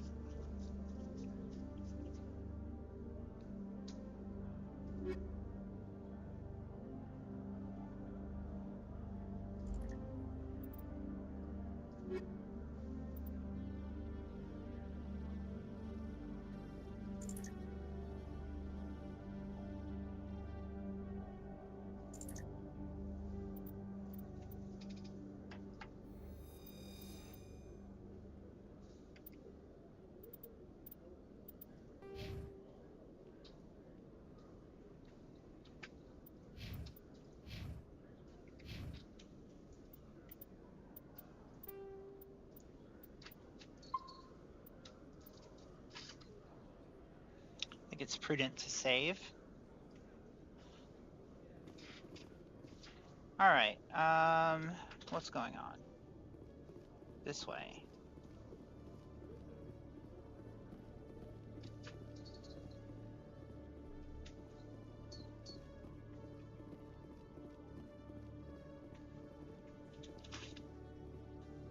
Hey, July.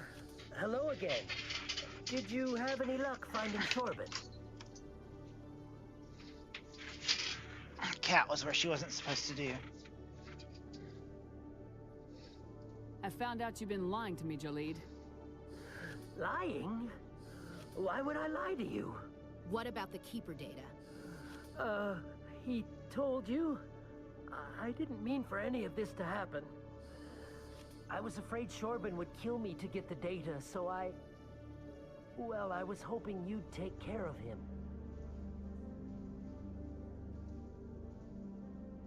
I'm scanning the Keepers for Corbin, but you two need to stop fighting. You're helping us? But, well, if you say so. Well, if Corbin can forgive and forget, then so can I. I appreciate the help, Commander. I better go get that data analyzed. Yay! Yay! Yay, say hi to the people who aren't watching. There's nobody. We get views, but nobody stays. But that's okay. Yeah, that's okay. It is. Yeah, it sure is. You little goober. And you're saying it's been all night, why haven't I been fed my nights? You know, that's a good point. Why don't I take a little break and put her to bed and give her night-night treats? It'll make her happy. BRB.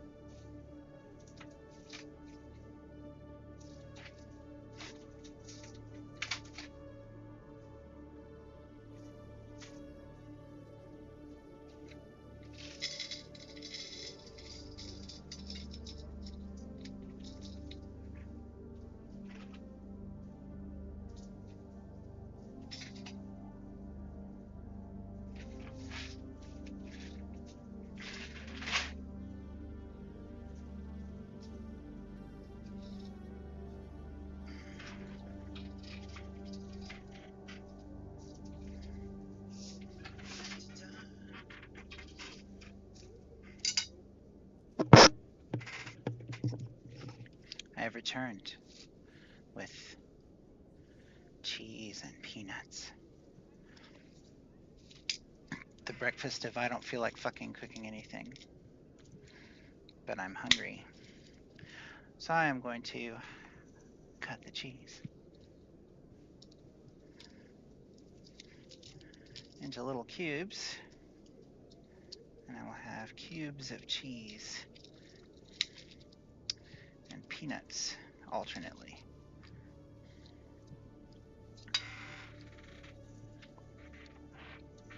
Alright, let's see what we're doing.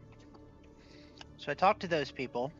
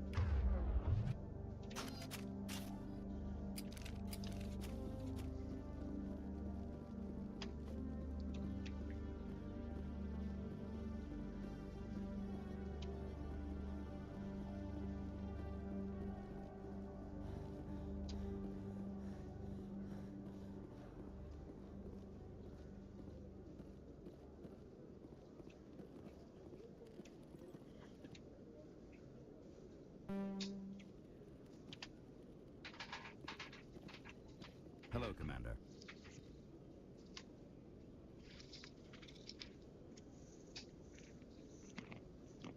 Show me what you got. Sounds good. Just let me set you up. Oh, this must be a mistake. System's telling me to offer you our select stock. Spectre? Well, I heard about that, but I didn't realize it was you. Sorry, Commander. Just show me what you got. I'll open the rare stocks for you, Commander. Enjoy. Uh-huh.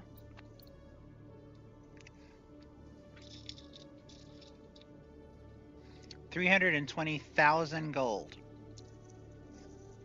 Sure. Yeah, I'm real glad this stock is open to me.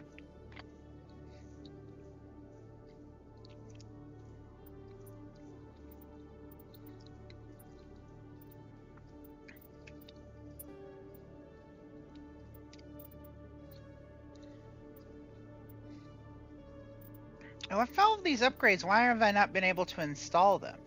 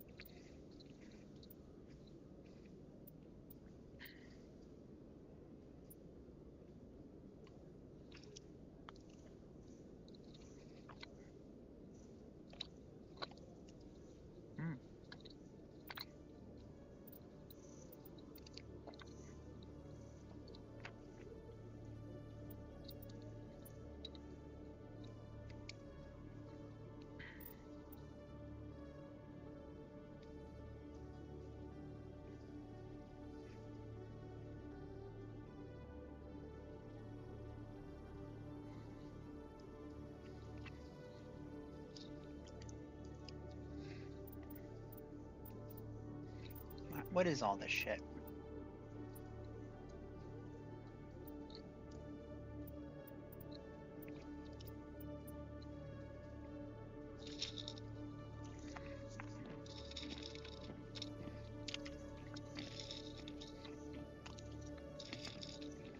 Oh.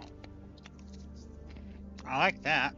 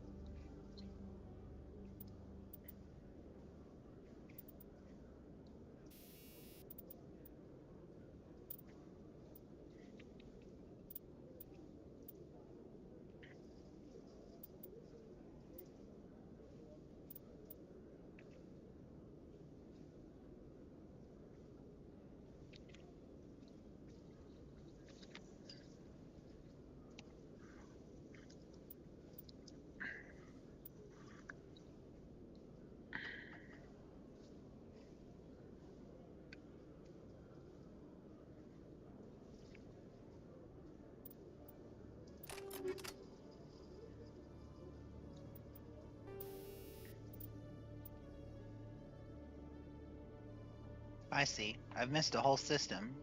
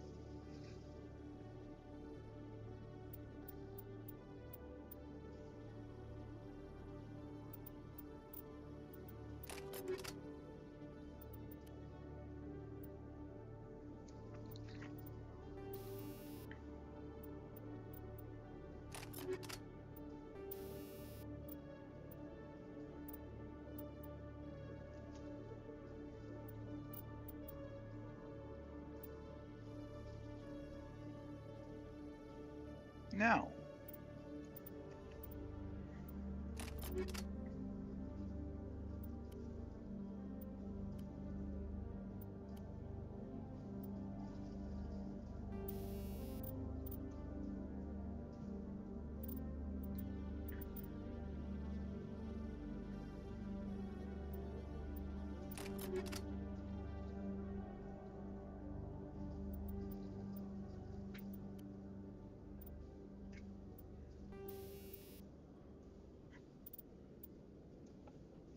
Shit.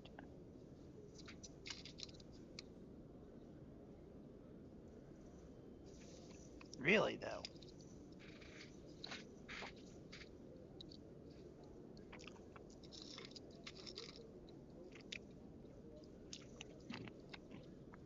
That doesn't sound happy good.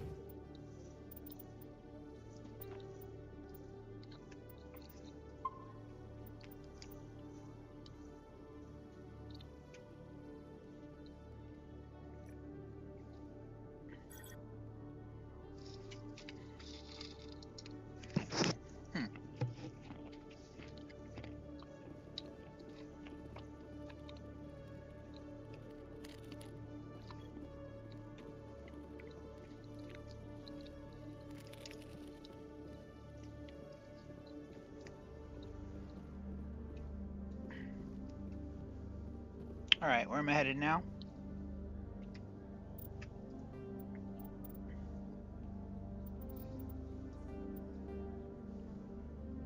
Oh.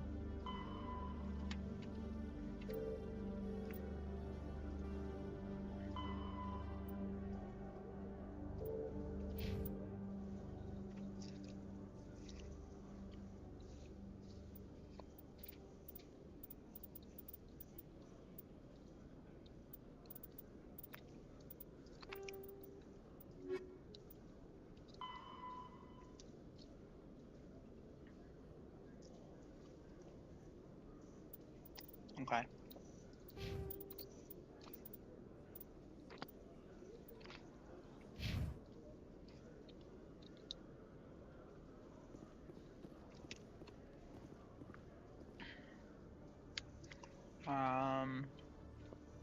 I need the transport, actually.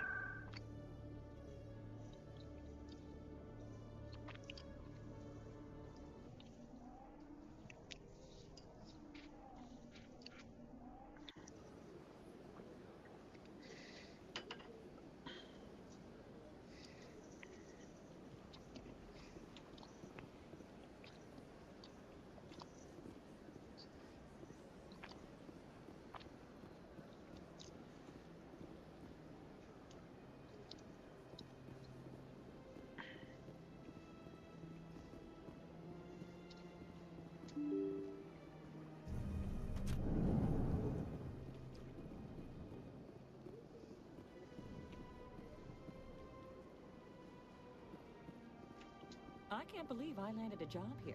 This place is fantastic. Well, I can't believe that I've got to go use the restroom. So, I will leave my team standing here.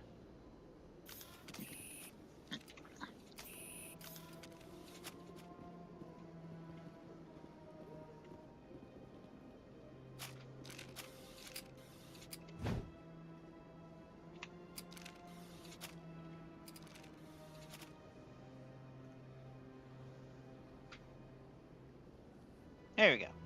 Standing here awkwardly until I return.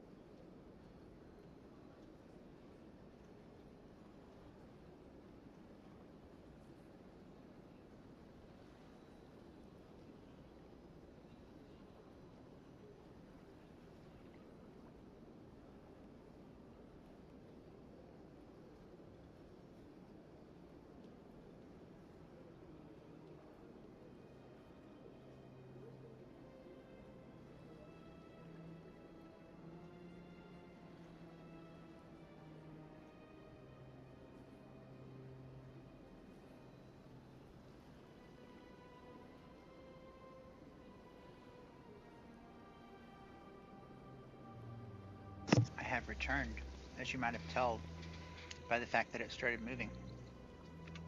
Oh no, a warning. Why is there a warning? I don't want to hear about a warning.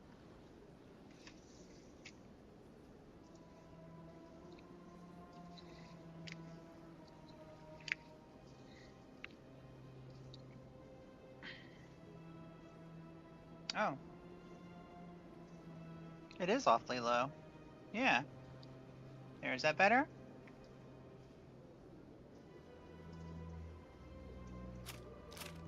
Alright.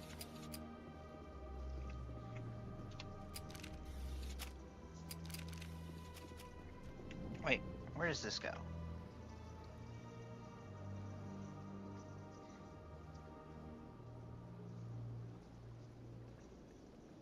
The Elcor office. Okay.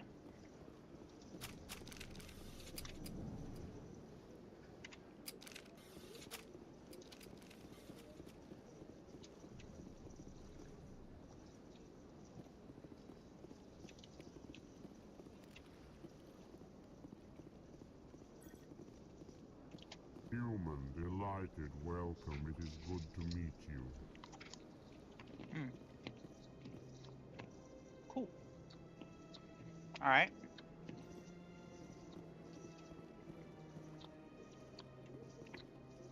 Alright. Not in here then. Is it this way?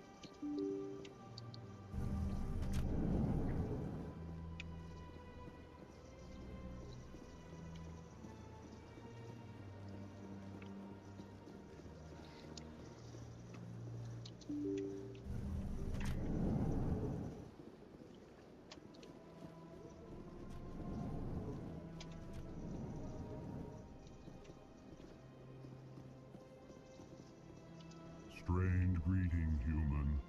This is really not a good time. I know who revealed your secret. It was a Turian named Septimus. Unbelieving. I know this Septimus, and he could not learn my secrets.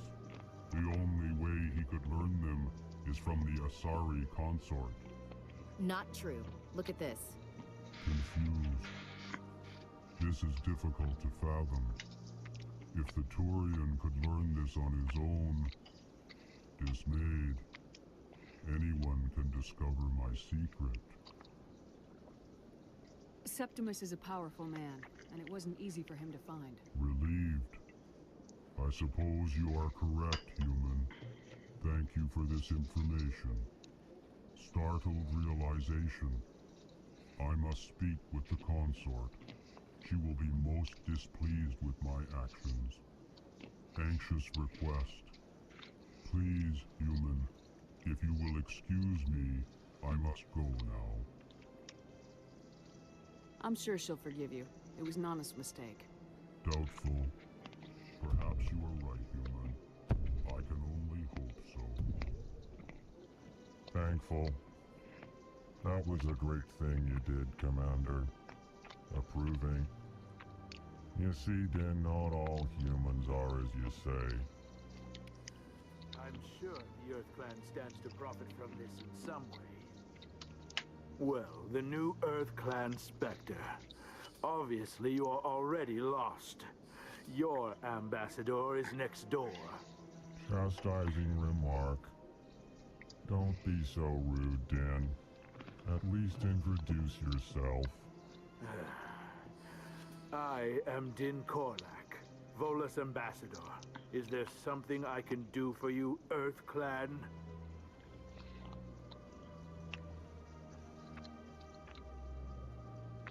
You seem to have a bit of a chip on your shoulder, Din. You humans are new to the Citadel, and yet the Council has granted you great favor. Chastising rebuke, Din. Your species has always been granted many concessions. Volus territory has expanded tenfold since coming to the Citadel. Details. We still have no real say in the decisions that affect Citadel space. I'd like to know more about the Volus. I'm sure our history and culture would bore you, Earth Clan. Actually, I would like to know more about your history. My people came to the Citadel shortly after the Asari and Solarians had discovered it. We were instrumental in establishing a standardized galactic economy. However, despite our long association with the Citadel and our many contributions to galactic society, we still do not hold a seat on the Council.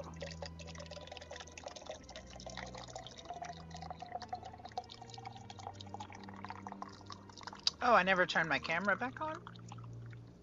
Weird.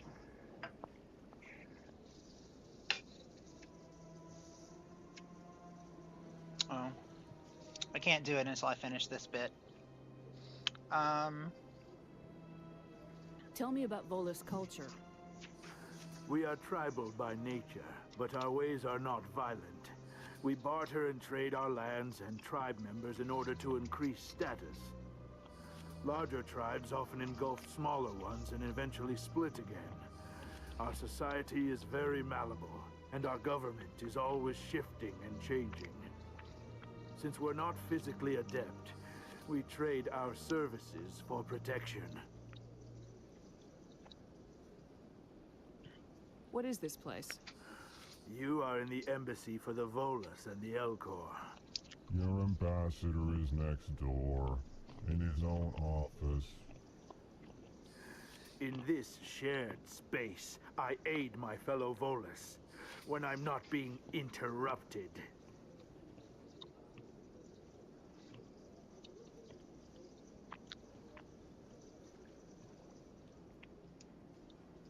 Goodbye, Ambassador. Yes, yes. Good day, Earth Clan. Whatever. To me!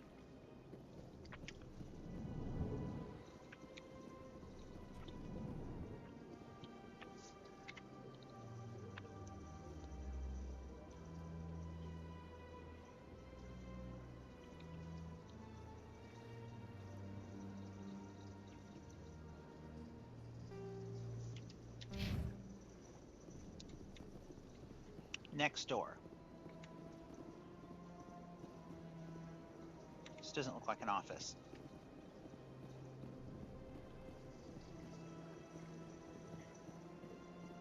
This is a shared space.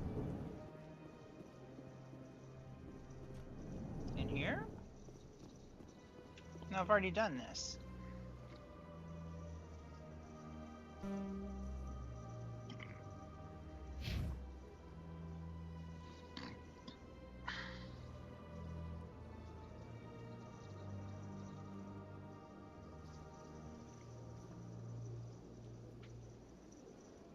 Here, maybe? Oh, Udina's office. Yeah, here. Okay.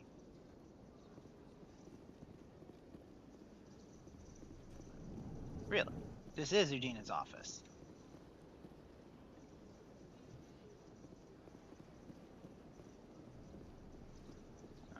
Okay.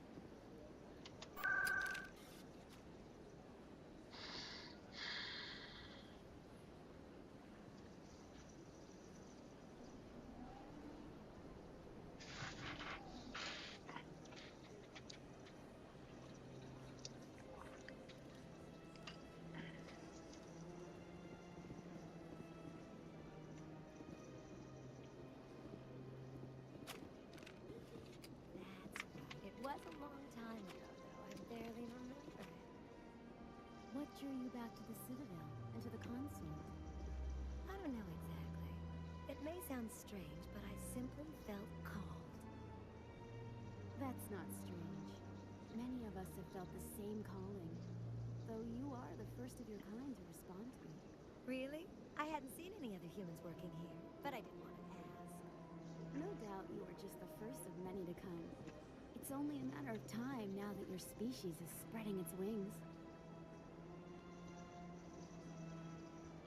You're with the Alliance? My brother's a private back on Earth. Welcome. It is a pleasure to see you.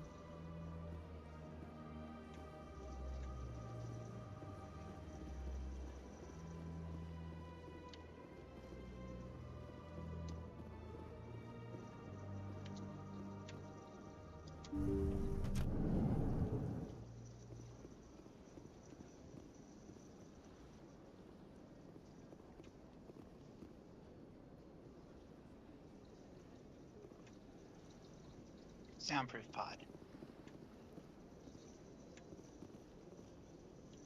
Commander, I recently received a lovely note from Septimus.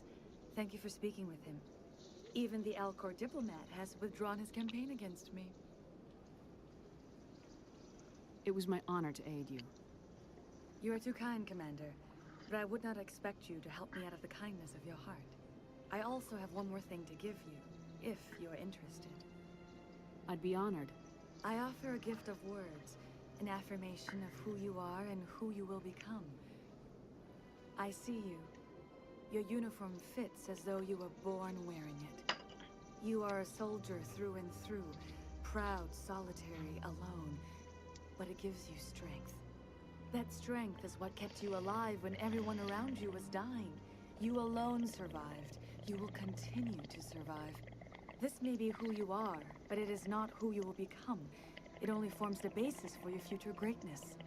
Remember these words when doubt descends, Commander. You have quite a gift, Shaira. Thank you. Not everyone appreciates it as you do. Never underestimate the power of words. Here, Commander. In light of your efforts with the Alcor ambassador, I would like you to have this small trinket. What is it? A small mystery. I have never learned its use or purpose, but I sense it is time for me to pass it on. And now I must ask you to leave. I have done everything I can for you. Remember my words, Commander Shepard. They will give you strength.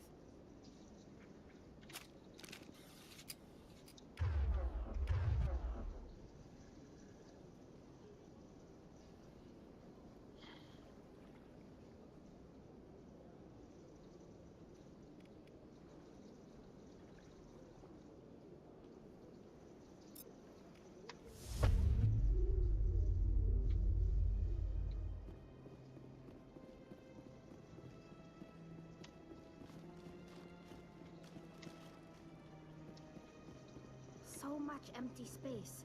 1,000 of my people could live here and hardly even see each other.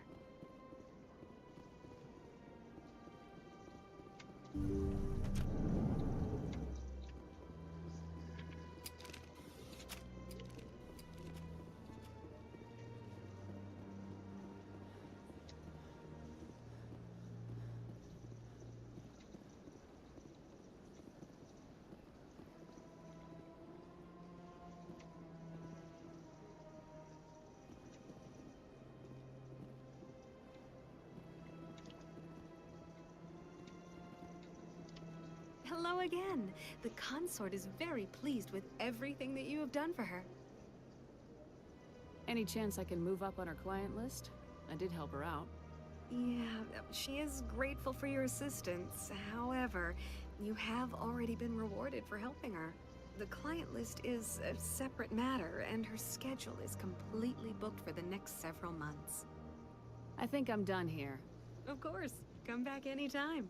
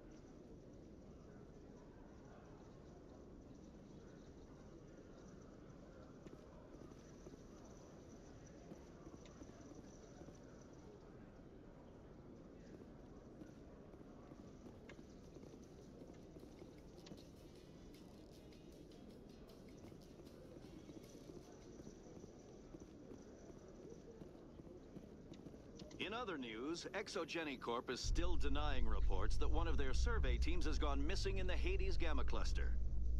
When asked why communication with the survey team was suddenly cut off last week, company officials refused to comment.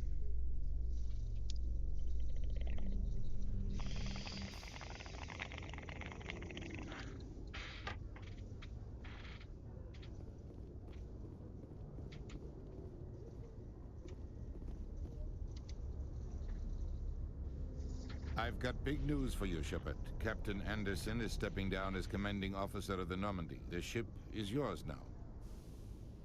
She's quick and quiet, and you know the crew. Perfect ship for a Spectre. Treat her well, Commander. I want the truth. Why are you stepping down, sir? You needed your own ship. A Spectre can't answer to anyone but the Council. And it's time for me to step down. Come clean with me, Captain. You owe me that much. I was in your shoes 20 years ago, Shepard. They were considering me for the Spectres. Why didn't you ever mention this? What was I supposed to say? I could have been a Spectre, but I blew it? I failed, Commander. It's not something I'm proud of. Ask me later and I'll tell you the whole story. For now, all you need to know is, I was sent on a mission with Saren, and he made sure the Council rejected me. I had my shot. It came and went. Now you have a chance to make up for my mistakes. What kind of leads do we have? Saren's gone. Don't even try to find him. But we know what he's after. The conduit. He's got his Geth scouring the Traverse looking for clues. We had reports of Geth in the Pharos system shortly before our colony there dropped out of contact, and there have been sightings around Noveria. Find out what Saren was after on Pharos and Noveria. Maybe you can figure out where the conduit is before he does. The Reapers are the real threat. I'm with the Council on this one, Shepard. I'm not sure they even exist. But if they do exist, the conduit's the key to bringing them back. Stop Saren from getting the conduit, and we stop the Reapers from returning. Anything else? We have one more lead. Matriarch Benezia, the other voice in that recording. She has a daughter, a scientist who specializes in the Protheans. We don't know if she's involved, but it might be a good idea to try and find her. See what she knows. Her name's Liara, Dr. Liara Tassoni. We have reports she was exploring an archaeological dig on one of the uncharted worlds in the Artemis Tau cluster.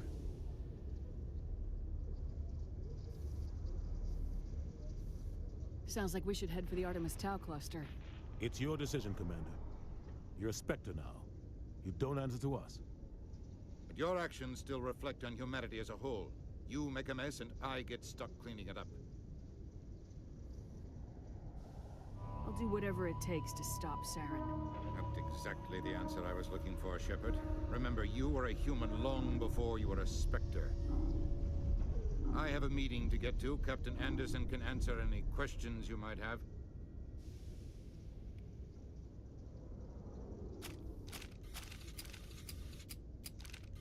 Yes, Commander? I should go. I'll be here if you need anything.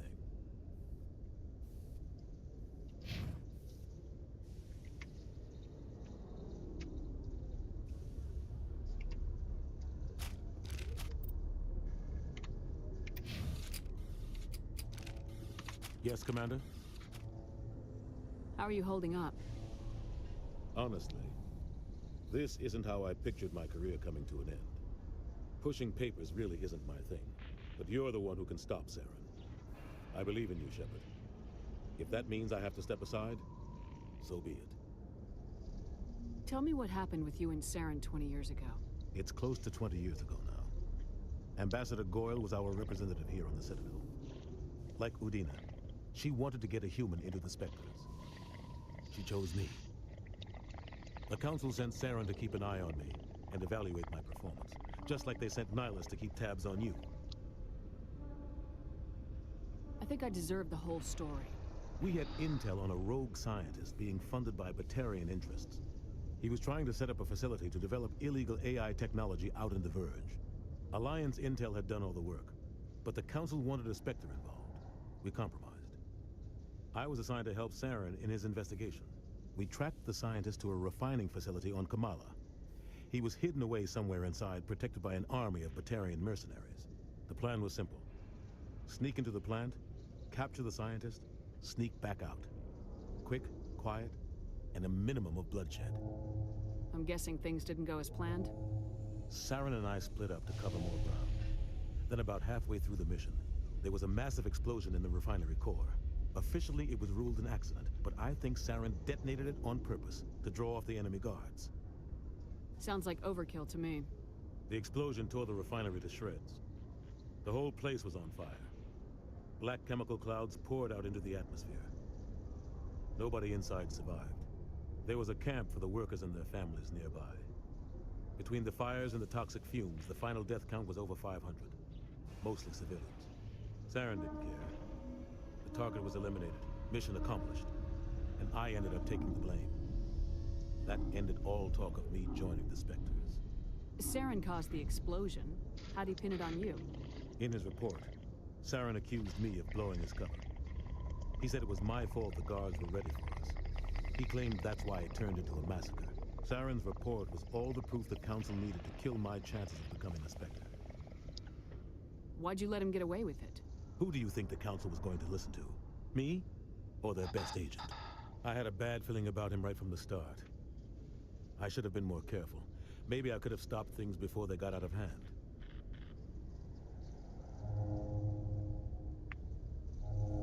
Don't blame yourself, Captain. I don't. I blame Saren. I think he wanted things to go bad. He was looking for an excuse to blow that refinery. Maybe he just likes the violence. Maybe he was just trying to make me look bad to keep humans out of the Spectres. If so, he pulled it off. Why'd you let him get away with it? Who do you think the Council was going to listen to? I had a bad feeling about him right from the start. I should have been more careful. Maybe I could have stopped things before they got out of hand. The only thing I care about is stopping Saren. You're right, Commander. It's no good having in the past.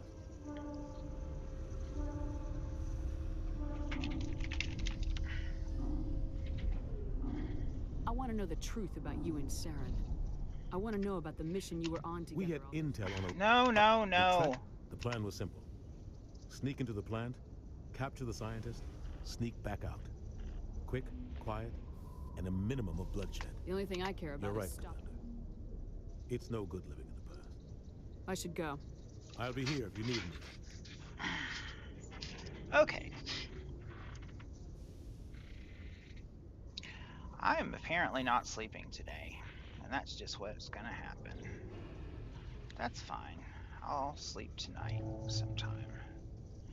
In the meantime, I'm reloading my dab rig because I need some functional pain medication. Indeed. Oh, no wonder I never took my night meds. What an idiot I am. Silly, silly me. I should go do that. I should take my night meds. Even though at this point they're almost day meds, but yeah. Oh, are they up there? I'll leave them over there. I think I left them over there. Very exciting content.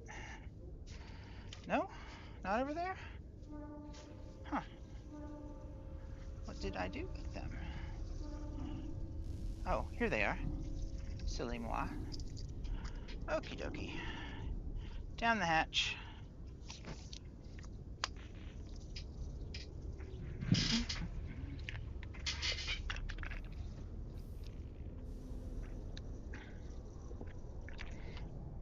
That's why I'm not sleeping. Because I forgot to take my night meds. Silly Kela. So this is my ship now? This is the Normandy? Am I done here?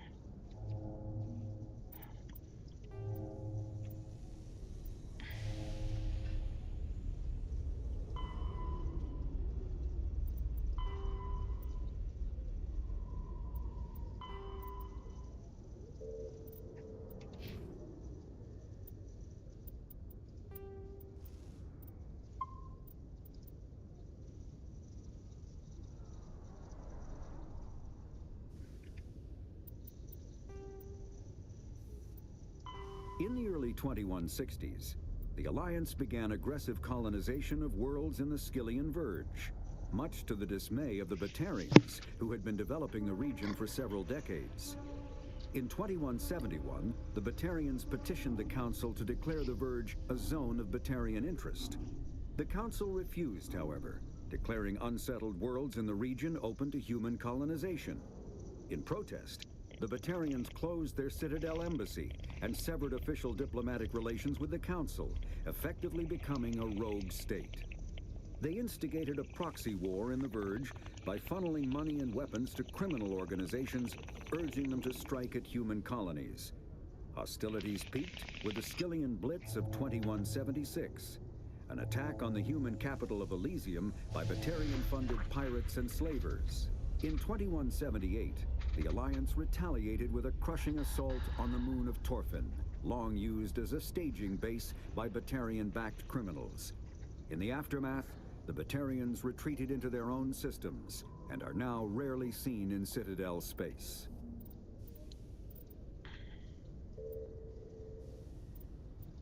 After the Geth secure... Where are the assault? 50,000.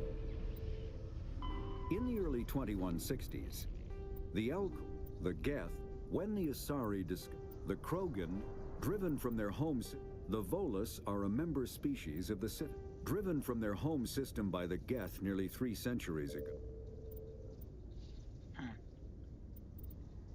The term...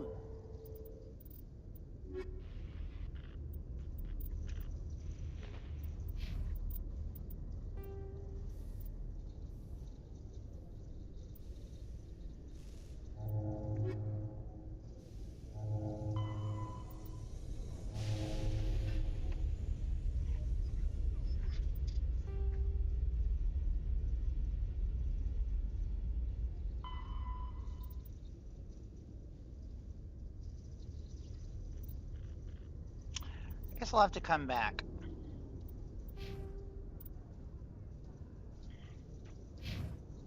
Alright. You seem kind of nervous there, Tally.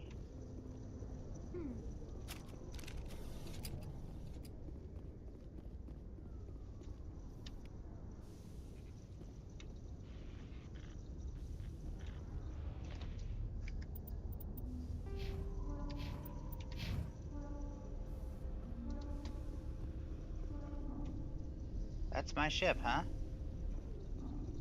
Okay.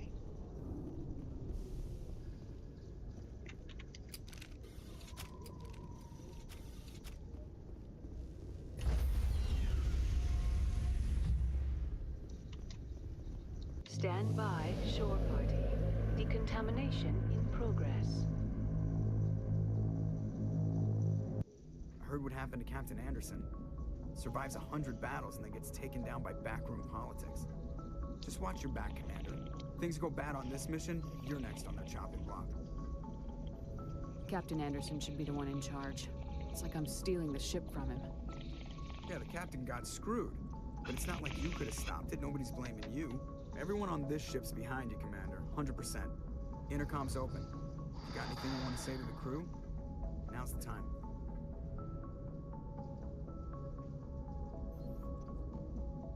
This is Commander Shepard speaking. We have our orders. Find Saren before he finds the conduit. I won't lie to you, crew. This mission isn't going to be easy.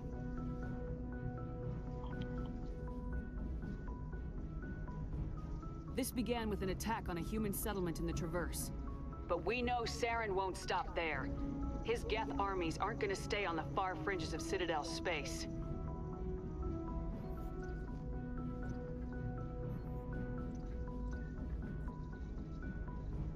Our enemy knows we're coming. Wherever he searches for the conduit, we'll be there. We will hunt him to the very ends of the galaxy and bring him down.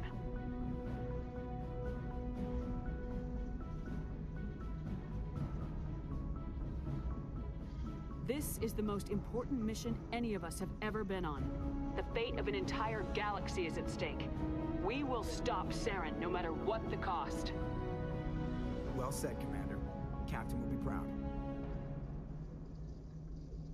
The captain gave up everything so I could have this chance. We can't fail. Yes, ma'am. Cool.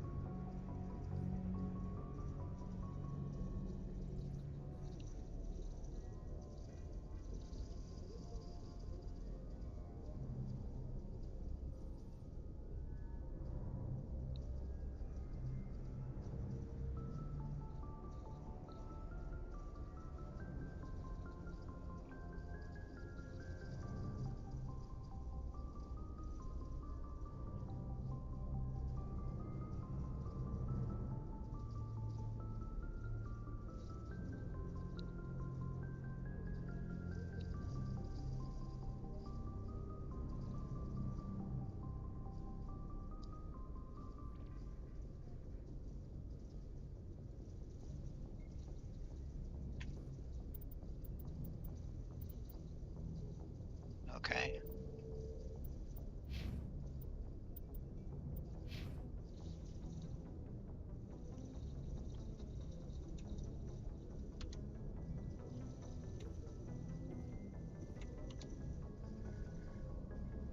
If anyone has to take over for Captain Anderson, I'm glad it's you. I'm not sure about having non-humans on our ship, though. We're all on the same team here, Presley. With all due respect, ma'am, that's what they said about Nihilus. Look how that turned out. Speak freely, Presley. I want to know if you have a problem with non-humans. It's not that, Commander. Humanity has always handled its own problems. Saren attacked one of our colonies. We should be the ones to stop him. We don't need their help. Some people think asking for help is a sign of weakness. That's just being stupid and stubborn. No matter how strong you are, allies can make you stronger. I guess so. Maybe I'm just stuck in the old ways of thinking. But don't worry, Commander. This won't be a problem. How did you end up assigned to the Normandy? I signed up with the Alliance as a navigator right out of school, following in my grandfather's footsteps, I guess. My first posting was on the Agincourt. We were at Elysium during the Skillian Blitz. A massive fleet of alien raiders hit the colony, trying to wipe it out. They had the numbers, but their ships were no match for an Alliance frigate. It was a slaughter. We couldn't even keep track of how many ships they lost. How did you end up assigned to the Normandy? I signed up with the Alliance. We were at They had the numbers, but their ships were no match for an Alliance frigate. It was a slaughter. We couldn't even keep track of how many ships they lost. How'd you end up on the Normandy? I got my officer's commission after Elysium. Must have made an impression on the right people. Captain asked for me when he was picking his crew. Carry on, Presley. Yes, ma'am.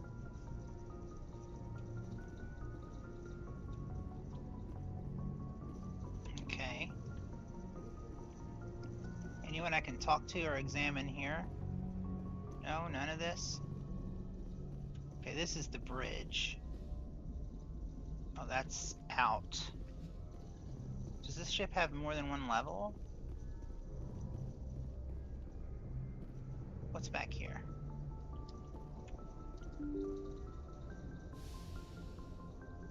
Oh yeah, I remember this. Like the sick base down here, right? Elevator. Huh. Okay. Oh. Hi, crew. Ah, the medical stuff is around here somewhere. Up here, maybe?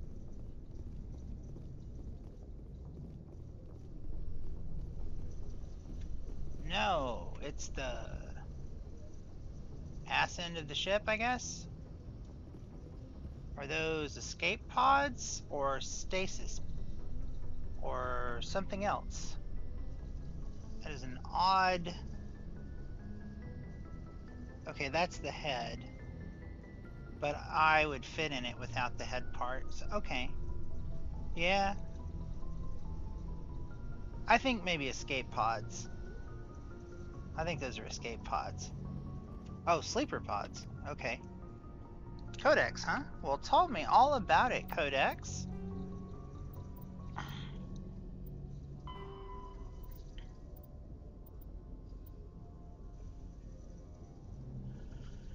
Cabins give each individual 10 cubic meters of space. On larger vessels, private rooms are common.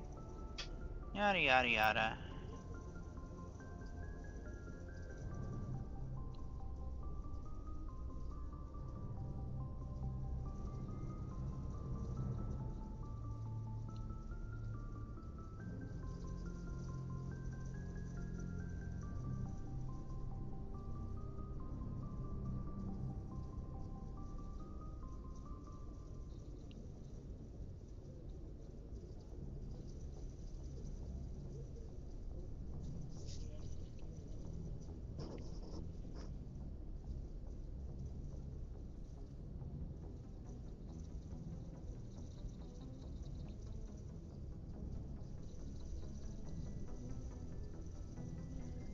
Apartments.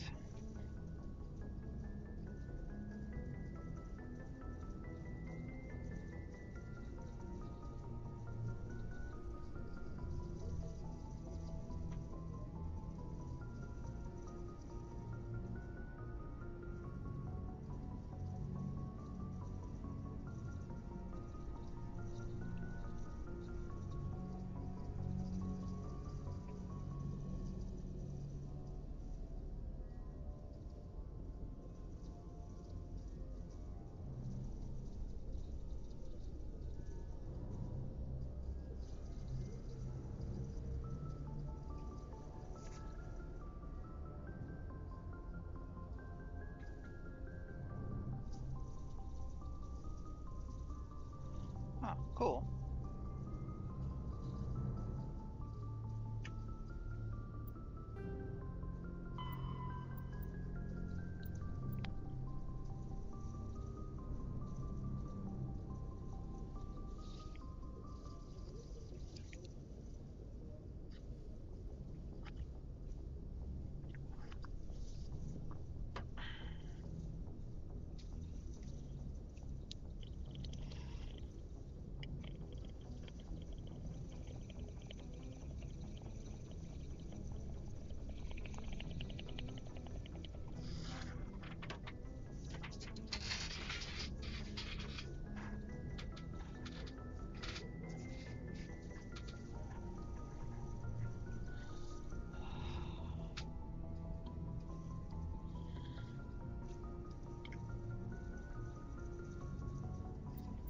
Okay.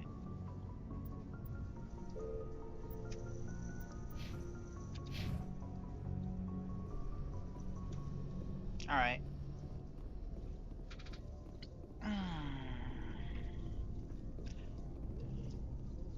Ooh, Shepherd's Locker.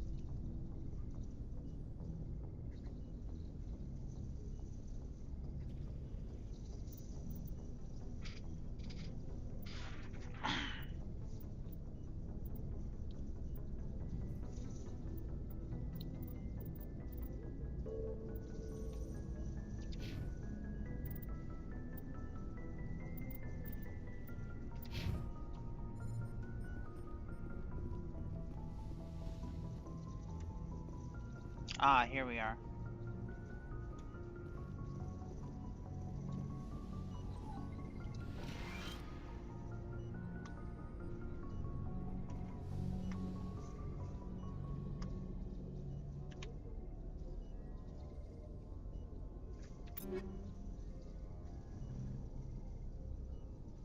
Where do I get grenades?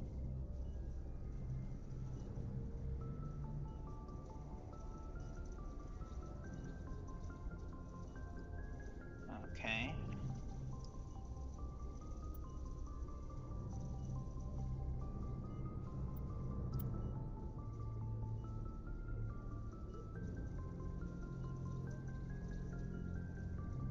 No good.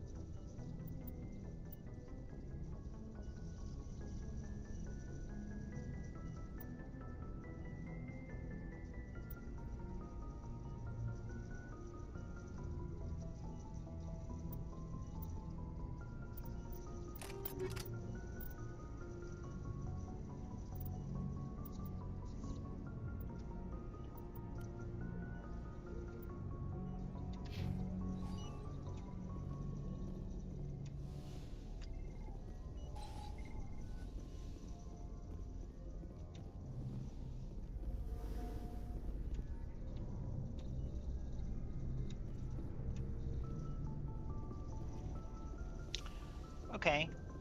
Where are the literal bunks though? Elevator, I guess? Going down. So that's another deck, I hope. I think. If not, I'll see what it is. Oh, okay. Here we are. People. Rex talk. Garrus talk. Alliance Requisition Officer. Oh, tell me, Alliance Requisition Officer. Hey, Commander. Looking for some extra supplies before you head out? Yeah. What have you got? Whatever you want. Armor, weapons, mods. It's not standard Alliance issue, but that's not necessarily a bad thing. Well, as long as you don't mind paying for it. Why should I pay you for my weapons and armor? My stuff doesn't come from the Alliance. I have to purchase it myself, and it's not cheap. Hell, the licenses alone have set me back more than I'd like. But no licenses, no goods. Without the goods, I'm out of a job. What are licenses? Why do you need them? Manufacturers sell licenses. Each license allows me to buy and sell a certain brand of products. I already have several basic ones, but you'll need to buy more if you want me to bring in different brands. Many of the best licenses are hard to get, but they're well worth the cost if you can find them. What do the different manufacturers offer? There are too many for me to keep track of, but each license will explain what it's good for. How often will you get new items? Well, that depends on how many licenses you've purchased. But I'll rotate items on a regular basis regardless. And anytime we land someplace with a big enough port, I'll buy, sell, and trade whatever I can. Check back often. I need to move items quickly, so only the most basic items will be stocked consistently. Let's see what you've got. You bet, Commander. Okay.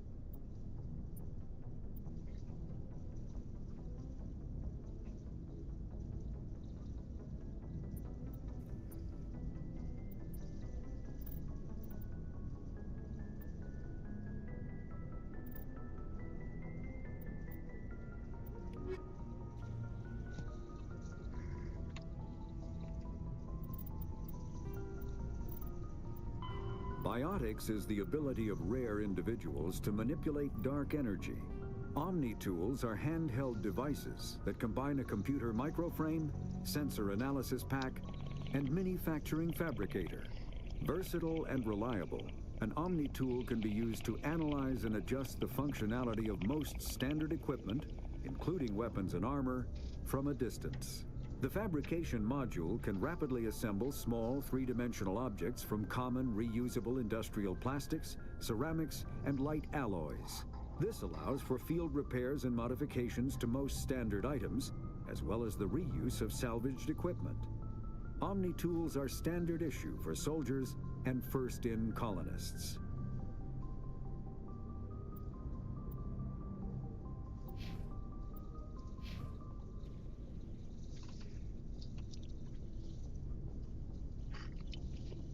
Okay.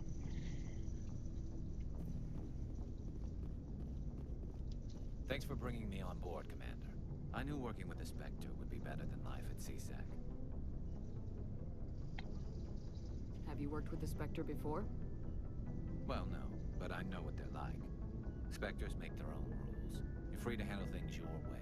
At CSEC, you're buried by rules. The damn bureaucrats are always on your back. For the most part, the rules are there for a reason. Maybe. But sometimes it feels like the rules are only there to stop me from doing my work. If I'm trying to take down a suspect, it shouldn't matter how I do it, as long as I do it. But CSEC wants it done their way. Protocol and procedure come first. That's why I left. So you just quit because you didn't like the way they do things? There's more to it than that. It didn't start out bad, but as I rose in ranks, I got saddled with more and more red tape. CSEC's handling of Saren was typical. I just couldn't take it anymore. I hate leaving. I hope you made the right choice. I'd hate for you to regret it later. Well, that's sort of why I teamed up with you. It's a chance for me to get off the Citadel, see how things are done outside CSEC. Either way, I plan to make the most of this. And without CSEC headquarters looking over my shoulder, well, maybe I can get the job done my way for a change. If getting the job done means endangering innocent people, then no. We get the job done right, not fast. Got it? I wasn't trying to. I understand, Commander.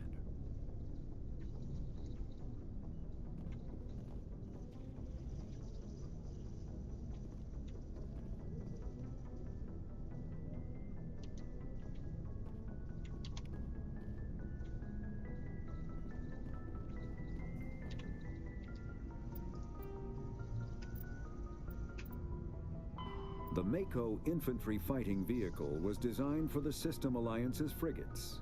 Though the interior is cramped, an M35 is small enough to be carried in the cargo bay and easily deployed on virtually any world. With its turreted 155mm mass accelerator and coaxially mounted machine gun, the Mako can provide a fire team with weapon support as well as mobility. Since Alliance Marines may be required to fight on any world, the Mako is environmentally sealed and equipped with microthrusters for use on low-gravity planetoids. The Mako is powered by a sealed hydrogen-oxygen fuel cell and includes a small Element Zero core. While not large enough to nullify the vehicle's mass, the core can reduce it enough to be safely airdropped. When used in conjunction with thrusters, it also allows the Mako to extricate itself from difficult terrain. That's cool. I dig it.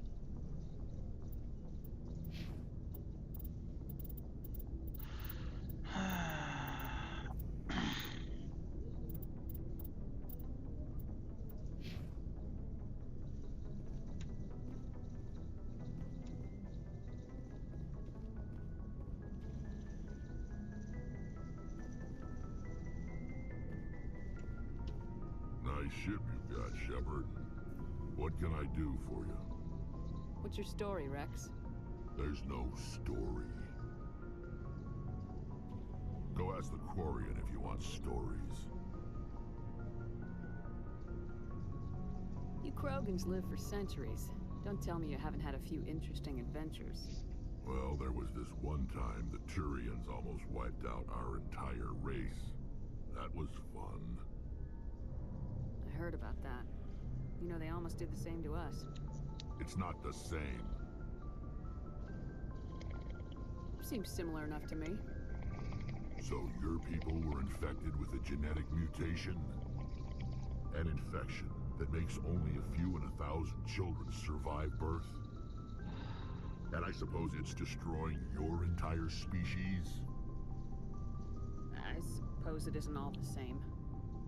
I don't expect you to understand, but don't compare humanity's fate with the Krogan. I was just making conversation. I wasn't trying to upset you. Your ignorance doesn't upset me, Shepard. As for the Krogan, I gave up on them long ago. The genophage infected us, but it's not what's killing us.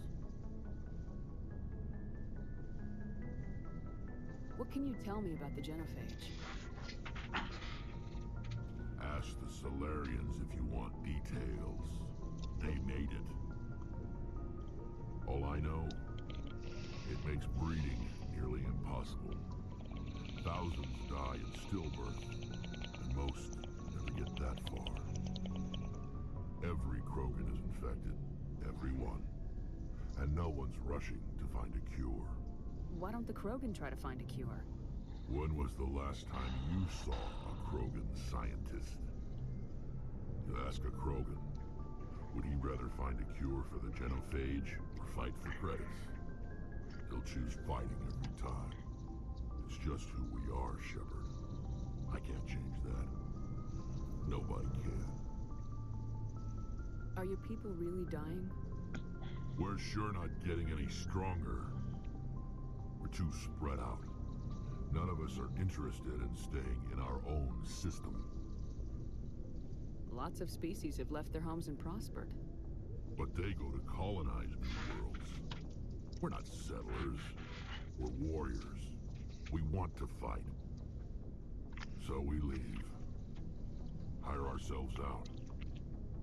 And most of us never go back. So long, Rex. Shepard.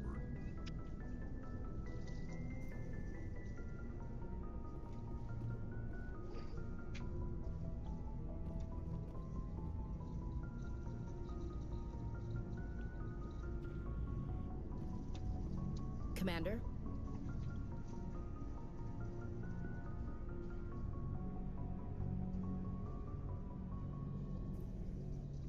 Do you have a few minutes to talk? One-on-one? I'm sorry, Commander. I need to get my duties squared away. I wouldn't mind talking more later, though. Dismissed, Chief. Ma'am.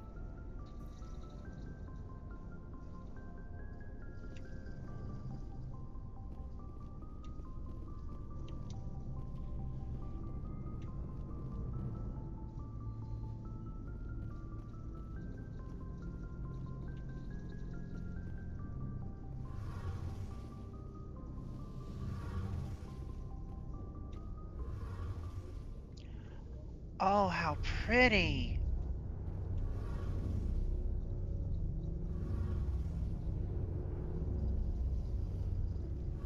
Thanks, Hallie. Your ship's amazing, Shepard. I've never seen a drive core like this before.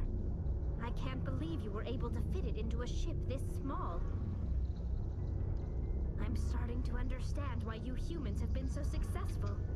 I had no idea Alliance vessels were so advanced. The Normandy's a prototype, cutting-edge technology. A month ago, I was patching a makeshift fuel line into a converted tug ship in the flotilla. Now, I'm sitting on board one of the most advanced vessels in Citadel space. I have to thank you again for bringing me along. Traveling on a vessel like this is a dream come true for me. I had no idea you found ship technology so interesting. It comes with being a Quarian. The migrant fleet is the key to the survival of my people. Ships are our most valuable resource. But we don't have anything like this. We make do with cast-offs and second-hand equipment. We just try to keep them running for as long as we can. Some of the fleet's larger vessels date all the way back to our original flight from the dead. I can't believe your fleet still using ships that are 3 centuries old. They're constantly being repaired, modified, and refitted. They aren't pretty, but they work. Mostly. We've tried to make ourselves as independent as possible on the flotilla. Grow our own food, mine, and process our own fuel. But some things we just can't make on our own. A patch to maintain the hull integrity requires raw materials we just don't have. That's why our pilgrimages are so important.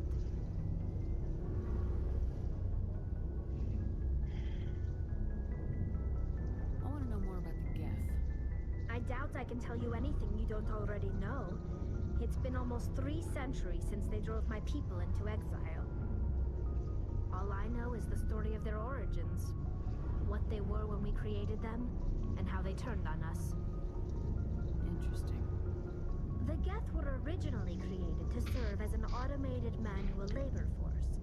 Initially, their intelligence was as limited as any VI. Over time, we made small modifications to their programming to allow them to perform more varied and complex tasks, bringing them closer and closer to true AI status. How come the Council didn't step in and stop you? This wasn't true AI research. We may have been skirting the bounds of the law, but we never did anything that was actually illegal. The changes were so insignificant, so gradual, that we were able to control them. Or so we thought.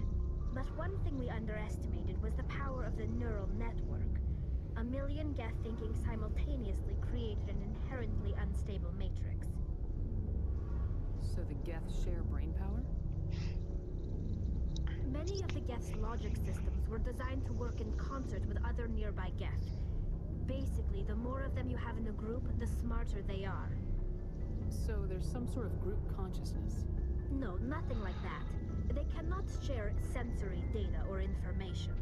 Their programming cannot handle that much simultaneous input. Each Geth maintains an individual awareness and identity. The neural network only operates on a process-based level. It's basically the synthetic equivalent of a subconscious. But when they're in close proximity, they can coordinate low-level functional processes, freeing up more capacity for original or independent thought. That doesn't make any sense. Yes, it does. I'm probably oversimplifying. The Geth are incredibly advanced and complex creations. All you need to know is that they get smarter when they gather in large numbers. As we built more and more Geth, their effective intelligence became more sophisticated, more abstract. One day, a Geth began to ask its Quarian overseer questions about the nature of its existence. Am I alive? Why am I here? What is my purpose? As you can imagine, this caused a near panic among my people. I don't see what's so bad about those questions. The Geth were created to engage in mundane, repetitive, or dangerous manual labor. That's fine for machines, but it won't satisfy a sentient being for long. The Geth were showing signs of rudimentary self-awareness and independent thought. If the Geth were intelligent, then we were essentially using them as slaves. It was inevitable the newly sentient Geth would rebel against their situation. We knew they would rise up against us, so we acted first. A general order went out across all Quarian-controlled systems to permanently deactivate all Geth. The Geth responded to this order violently.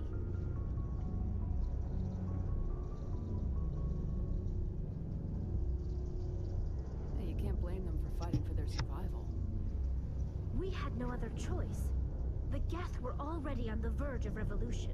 By acting quickly, we had a chance to end the war before it began.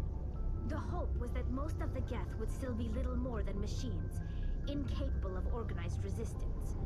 But they had progressed much further than anyone anticipated. The war was long and bloody. Millions upon millions of Quarians died at their hands. In the end, we were forced to flee our own homeworld. We feared the Geth would pursue us, but they never came beyond the veil.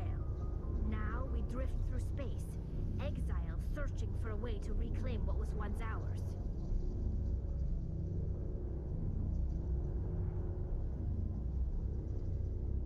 Tell me about your people. Our lives aren't easy.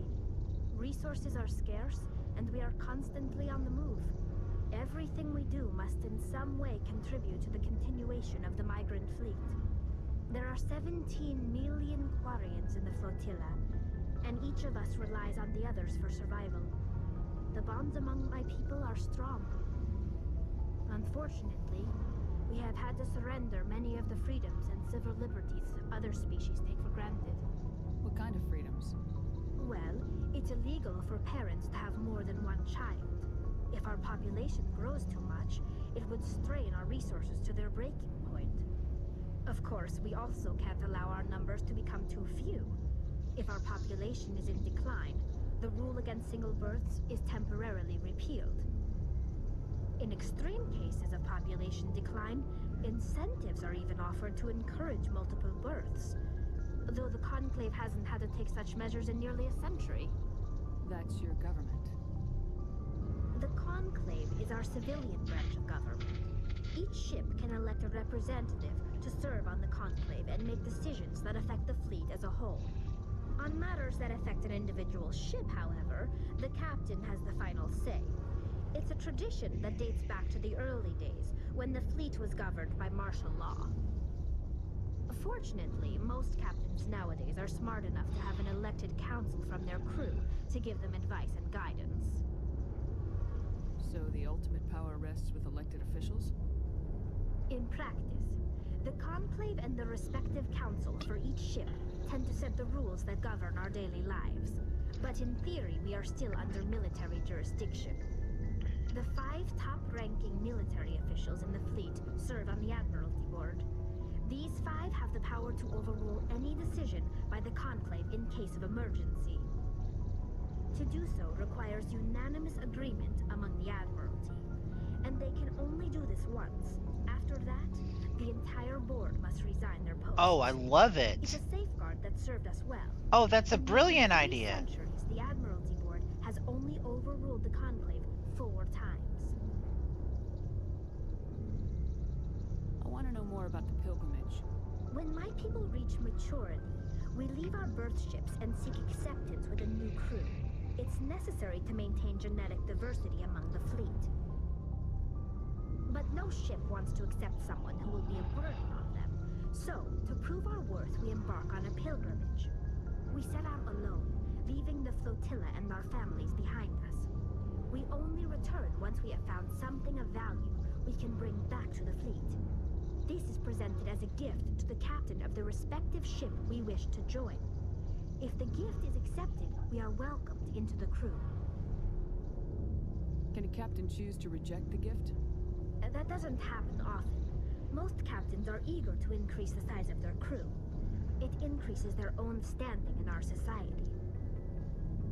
Even when a gift is not particularly valuable, the captain usually accepts it out of a sense of tradition. However, there is a stigma to presenting a substandard gift. It's not the best way to make a good impression on a new community. Most pilgrims don't return until they find something worthwhile. I can't believe they just send you off alone. It's not like they just cast us out. Before we leave, we are given lessons in how to survive outside the flotilla, and given gifts to help us on our journey. We also receive implants to fight off sickness and disease. Generations of living in an isolated and highly controlled environment have left our immune systems weaker than most. By the time we leave the fleet, we are well equipped for the pilgrimage. This is a rite of passage for all Quarians. If it were dangerous, our numbers would suffer. Virtually every pilgrimage ends with a triumphant return and the ritual presentation of the gift to one of the fleet's captains. I want to talk about something else. Like what? Oh, that's it. I should go. See you later.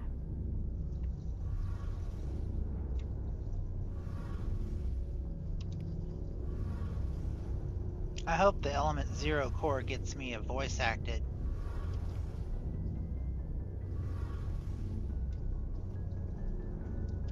Hey, Commander, you know that Quarian, Tally? She's been spending all her time down here asking me about our engines. I'll tell her to leave you alone. What? No, she's amazing. I wish my guys were half as smart as she is. Give her a month on board and she'll know more about our engines than I do. She's got a real knack for technology, that one. I can see why you wanted her to come along.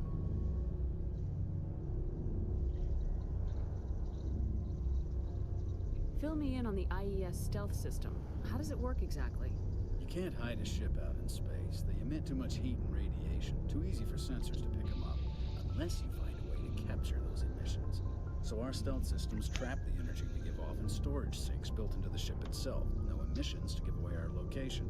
Eventually the sinks have to be vented. More than a few hours silent running and they overheat. Cook us inside our own hull. There's no way for anyone to detect us? A visual scan can still pick us up. Anyone looking out a window can see us plain as day. But you have to be pretty close to get an actual visual out in space. Most vessels rely on scanners. As long as the stealth systems are engaged, they can't see us. Not unless we accelerate to FTL speeds. Why doesn't it work with faster-than-light travel?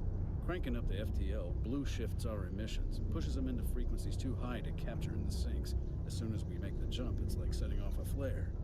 Sensors can pick up our location whenever we enter or exit FTL flight, but for short-range missions, our stealth systems are amazing, and we've got the only one.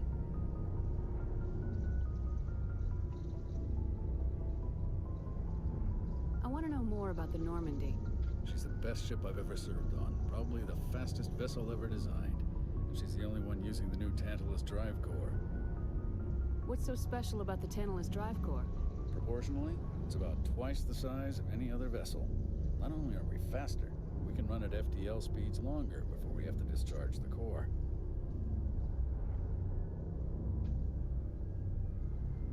Where else have you served, Adams? If you name a class of Alliance ship, I've probably served on it. Everything from dreadnoughts and carriers right down to frigates like the Normandy.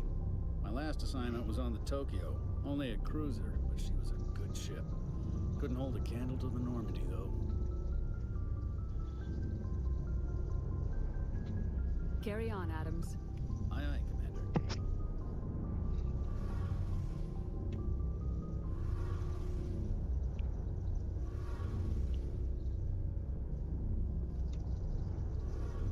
Who are you? Oh, you're window dressing.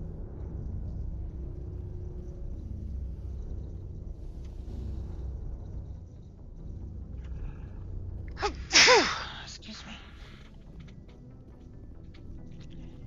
Okay. Does this open if I go this way? No, because it's literally the hatch. Oh, it's a... Oh! No, it's literally the... Like, this whole thing probably slides out. Yeah, it's a cargo thing. Alright.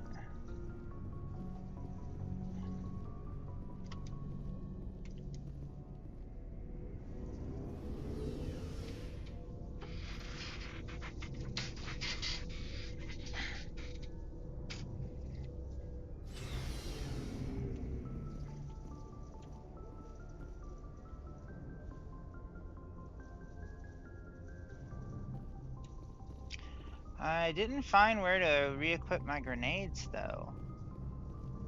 Is any of that here? Those look like something.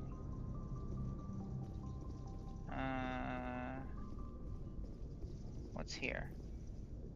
Kaiden. I didn't talk to him, have I?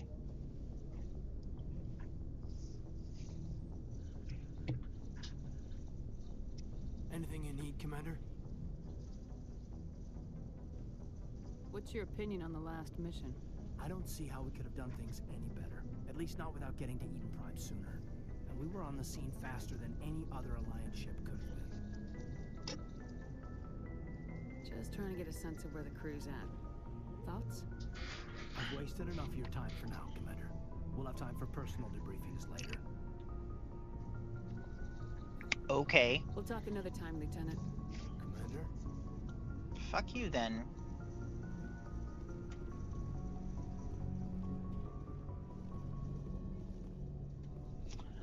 I mean, it may be just like a standard thing to cut down on the number of voice lines they had to record.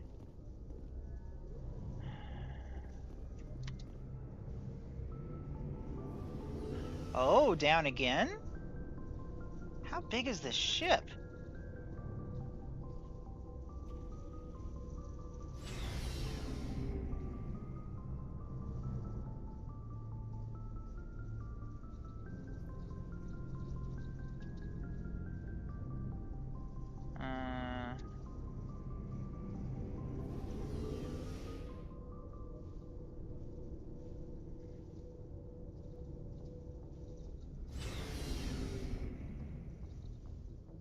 Okay.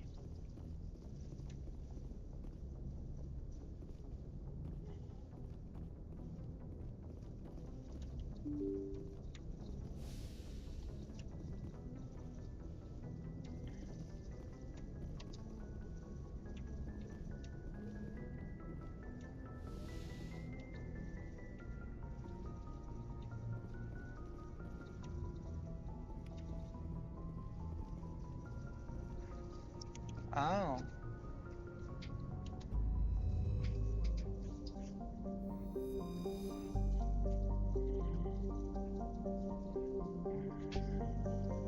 New screen.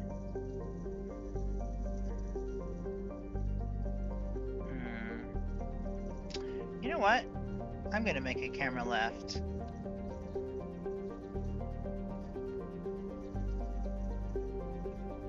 Alright, let's see. I'm going to duplicate, and I'm gonna call it camera left.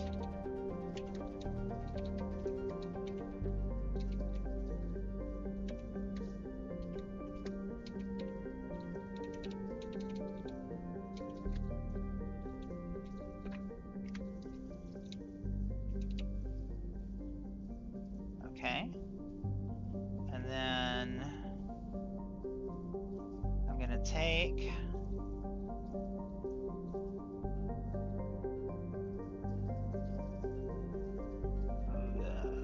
this is probably gonna look bad, but whatever. Can I select two items? Control click? Oh, I can, yes! Okay, well that didn't quite do what I wanted, but it's something.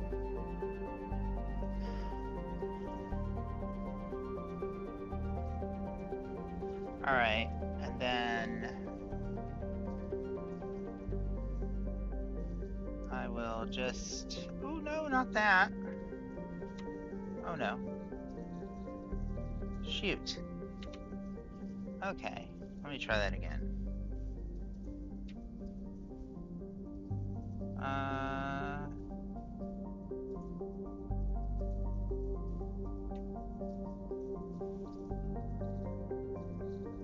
Okay.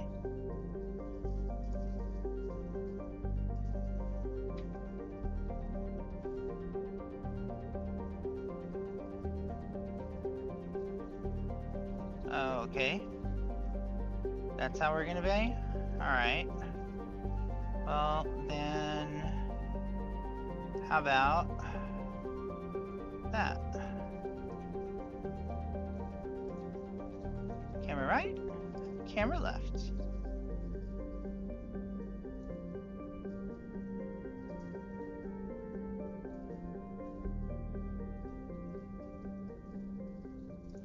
Nothing. Camera right, camera left. Okay. So, this is telling me where I started, which is this really awesome space station thing that is the galactic government.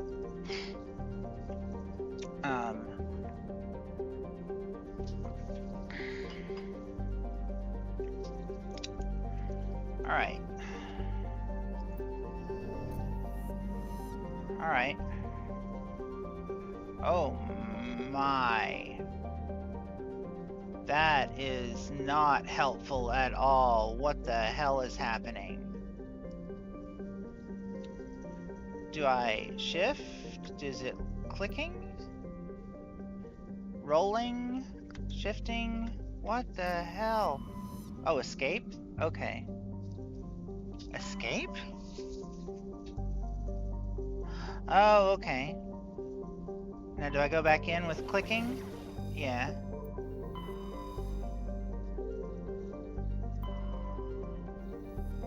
Okay, I get it now. Alright, let's come back out to Liara's dig site. That's where we needed to go.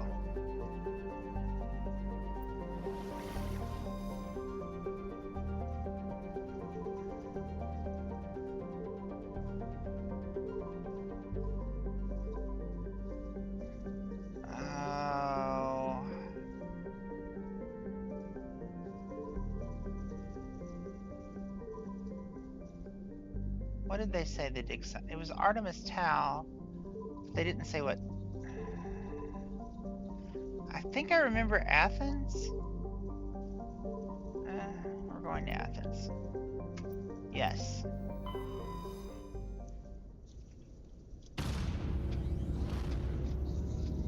This is cool.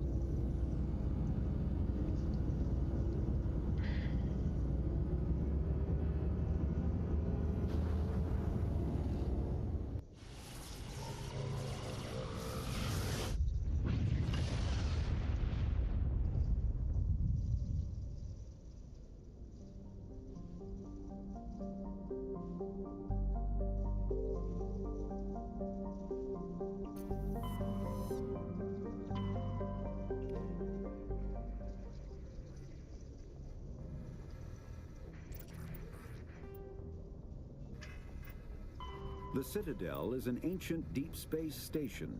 Citadel space is an unofficial term referring to any region of space controlled by a species that acknowledges the authority of the Citadel Council.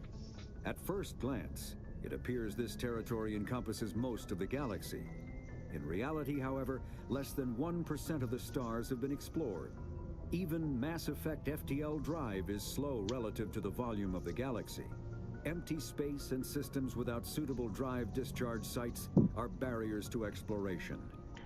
Only the mass relays allow ships to jump hundreds of light years in an instant, the key to expanding across an otherwise impassable galaxy. Whenever a new relay is activated, the destination system is rapidly developed. From that hub, FTL drive is used to expand to nearby star clusters. The result is a number of densely developed clusters, thinly spread across the vast expanse of space, connected by the mass relay network. I dig it. That's cool.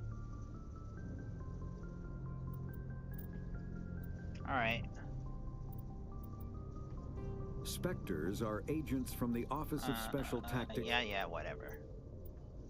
Planets and locations. The terminus systems are located on the far side of the Attican Traverse, beyond the space administered by the Citadel Council or claimed by the Human Systems Alliance.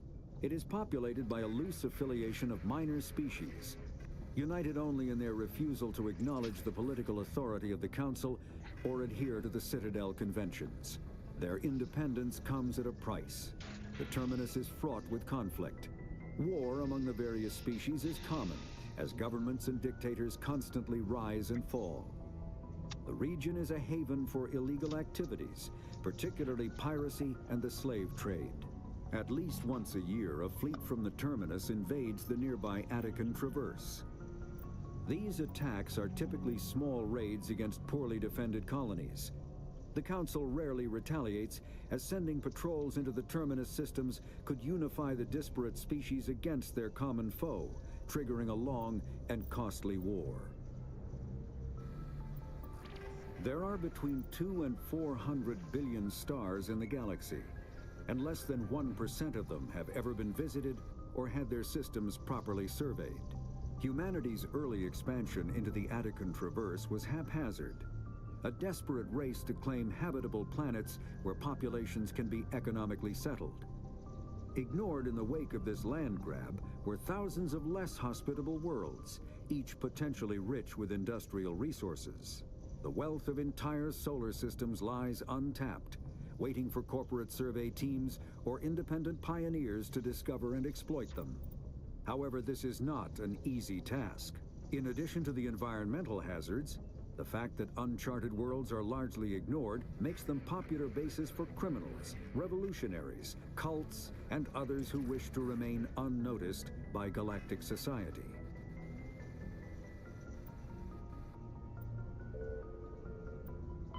Faster-than-light drives use Element Zero cores to reduce the mass of the ship, allowing higher rates of acceleration. This effectively raises the speed of light within the mass effect field, allowing high-speed travel with negligible relativistic time dilation effects. Starships still require conventional thrusters, chemical rockets, commercial fusion torch, economy ion engine, or military anti-proton drive, in addition to the FTL drive core. With only a core, a ship has no motive power. The amount of EZO and power required for a drive increases exponentially to the mass being moved and the degree it is being lightened. Very massive ships, or very high speeds, are prohibitively expensive. If the field collapses while the ship is moving at faster than light speed, the effects are catastrophic. The ship is snapped back to sublight velocity, the enormous excess energy shed in the form of lethal Cherenkov radiation. I feel like they talked to actual physicists about how this shit would work given the magic technology. Larger warships are generally classified in one of 4 weights. Frigates are small, fast ships used for scouting and screening of larger vessels. Frigates often operate in wolf-pack flotillas. Cruisers are middleweight combatants, faster than dreadnoughts and more heavily armed than frigates. Cruisers are the standard patrol unit and often lead frigate flotillas. Dreadnoughts are kilometer-long capital ships mounting heavy, long-range firepower. They are only deployed for the most vital missions. Carriers are dreadnought-sized vessels that also carry large numbers of fighters. Smaller vessels are almost exclusively used in a support role to the warships during combat. Fighters are one-man craft used to perform close-range attacks on enemy ships. Interceptors are one-man craft optimized for destroying opposing fighters. The Normandy is a prototype starship developed by the Human Systems Alliance with the assistance of the Citadel Council. It is optimized for scouting and reconnaissance missions in unstable regions using state-of-the-art stealth technology. For most ships, the heat generated through standard operations is easily detectable against the absolute zero background of space. The Normandy, however, is able to temporarily sink this heat within the hull. Combined with refrigeration of the exterior hull, the ship can travel undetected for hours or drift passively for days of covert observation. This is not without risk. The stored heat must eventually be radiated, or it will build to levels capable of cooking the crew alive. Another component of the stealth system is the Normandy's revolutionary Tantalus drive, a Mass Effect core twice the standard size. The Tantalus drive generates mass concentrations that the Normandy falls into, allowing it to move without the use of heat-emitting thrusters. Okay. It's completely in contravention of what you said that the drive worked like, but okay, sure. I guess new technology. I think even though this is an old game, this is the remastered version and it's very pretty.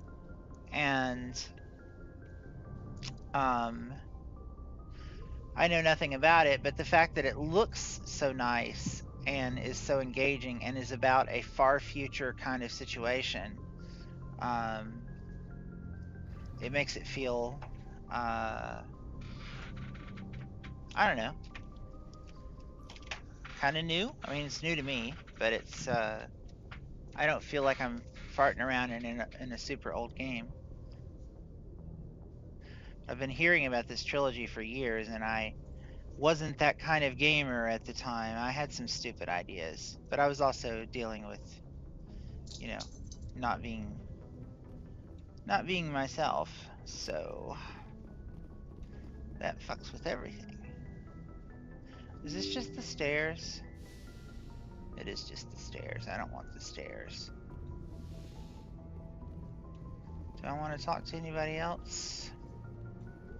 Oh, I do want to save. Oh, I wanted to test the quick save. Let's see, quick save. Now,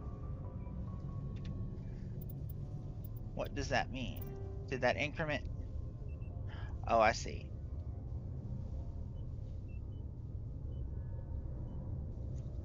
Well, I mean, sure, whatever.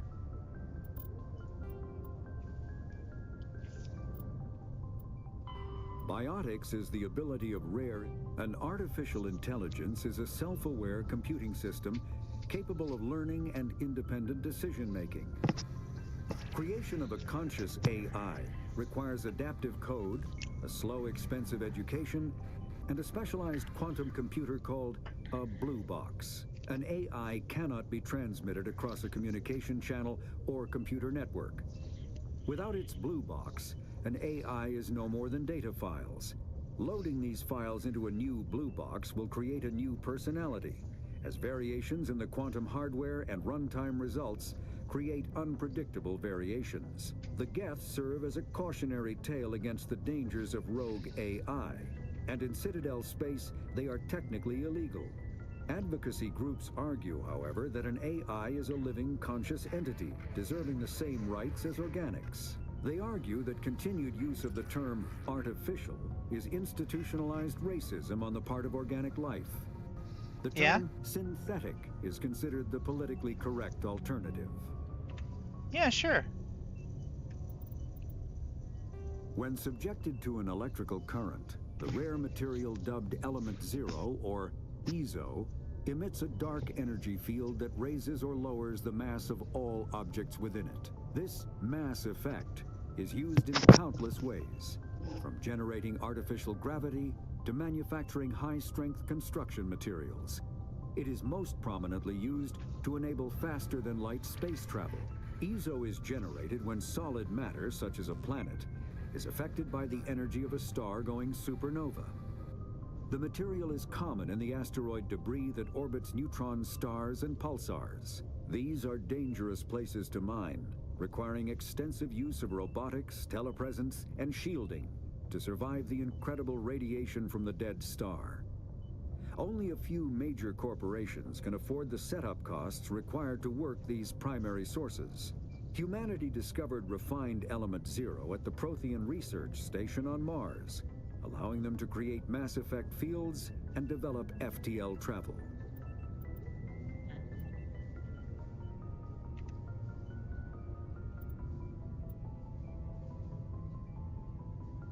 Element Zero can increase or decrease the mass of a volume of space-time when subjected to an electrical current. With a positive current, mass is increased. With a negative current, mass is decreased. The stronger the current, the greater the magnitude of the dark energy mass effect. In space, low-mass fields allow FTL travel and inexpensive surface-to-orbit transit. High-mass fields create artificial gravity and push space debris away from vessels. In manufacturing, low-mass fields permit the creation of evenly blended alloys, while high-mass compaction creates dense, sturdy construction materials. The military makes extensive use of mobility-enhancing technologies, with Mass Effect utilizing fighting vehicles standard frontline issue in most military forces. Mass Effect fields are also essential in the creation of kinetic barriers or shields to protect against enemy fire. That's cool.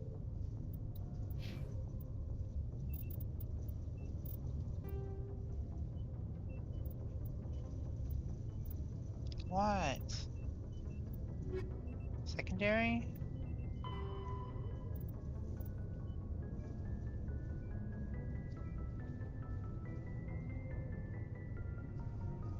Kerrigan to a standstill with the sheer weight of Oh. Shit.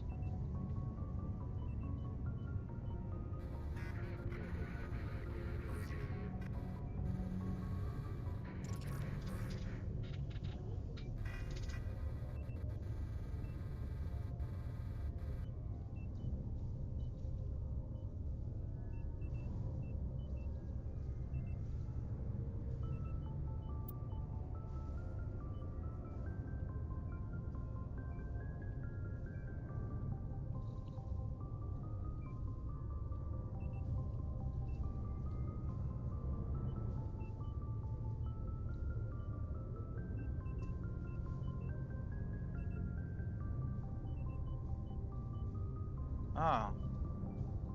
That's horrifying.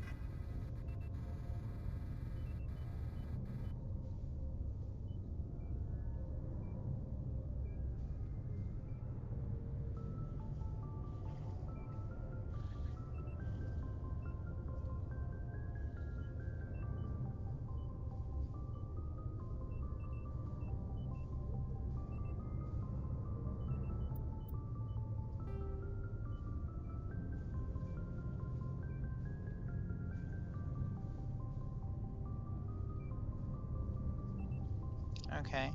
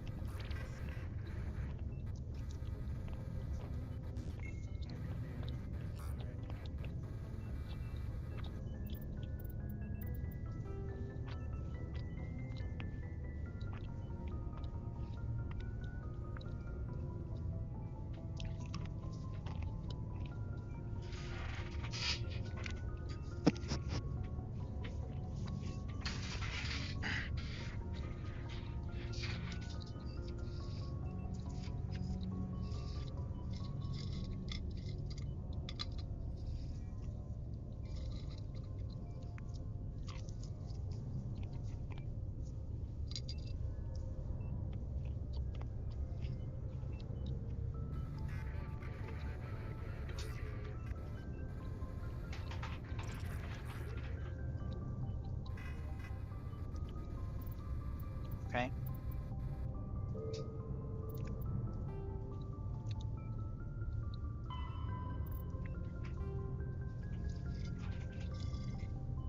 Oh, you do address the light seed problem.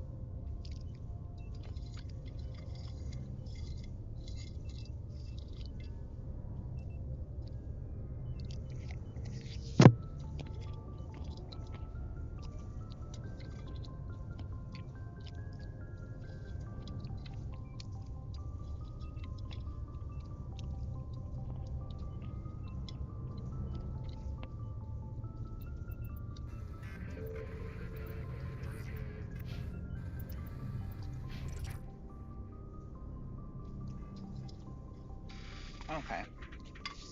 Let's see.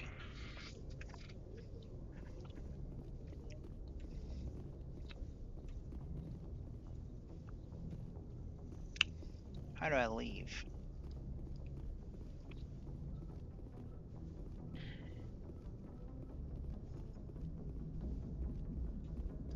Commander, something you need?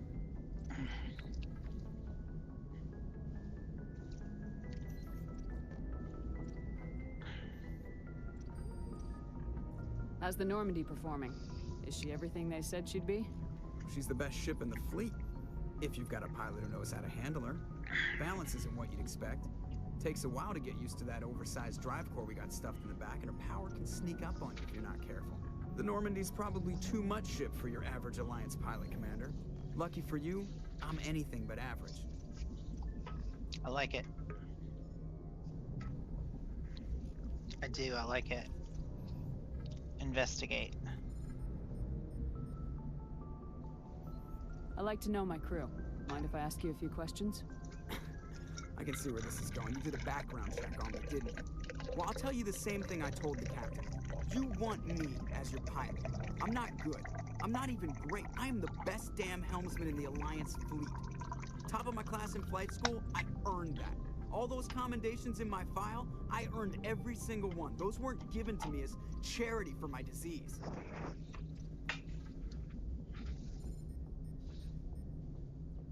What are you talking about? Are you sick? You mean you didn't know? Oh, crap. Okay, I've got Vrolik syndrome, brittle bone disease. The bones in my legs never develop properly. They're basically hollow, too much force and they'll shatter. Even with crutches and my leg braces, it's hard to get around. One wrong step and crack! It's very dramatic.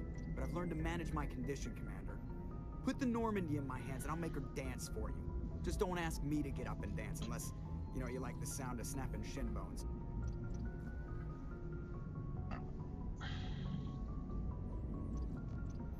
Why does everyone call you Joker? It's a lot shorter than saying Alliance Flight Lieutenant Jeff Moreau. Plus, I love to make little children laugh. You're dodging the question. Look, I didn't pick the name. One of the instructors in flight school used to bug me about never smiling. She started calling me Joker, and it stuck. Why didn't you ever smile? Hey, I worked my ass off in flight school, Commander. The world's not gonna hand you anything if you go around grinning like an idiot. By the end of the year, I was the best pilot in the academy. Even better than the instructors, and everybody knew it. They'd all got their asses kicked by the sickly kid with the creaky little legs. One guess who was smiling at graduation?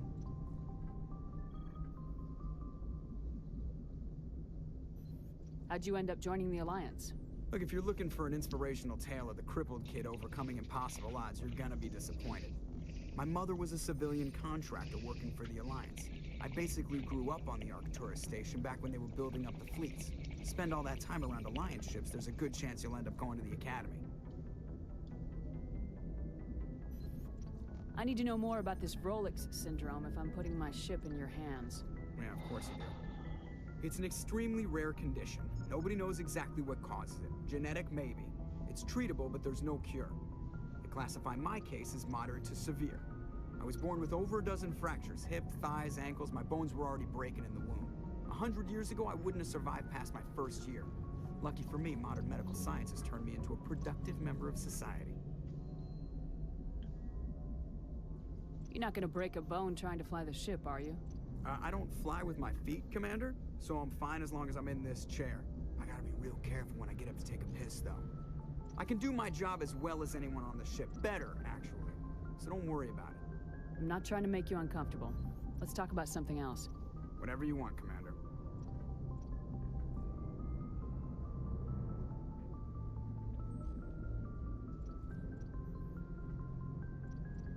I have to go. All right, see you.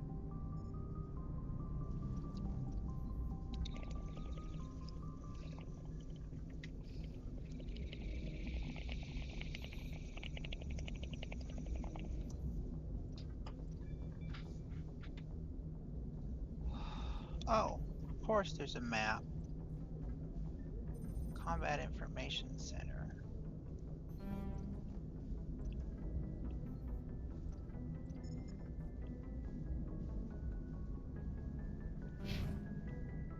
Oh, so there is an elevator here? Okay. Or is that an airlock? It's an airlock.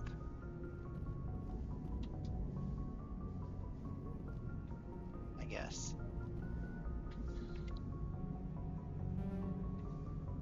Yeah, it says airlock.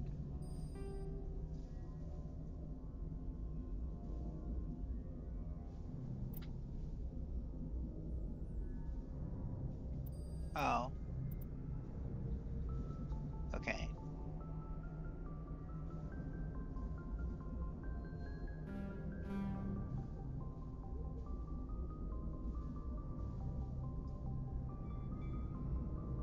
Comm room. Tell me about the comm room.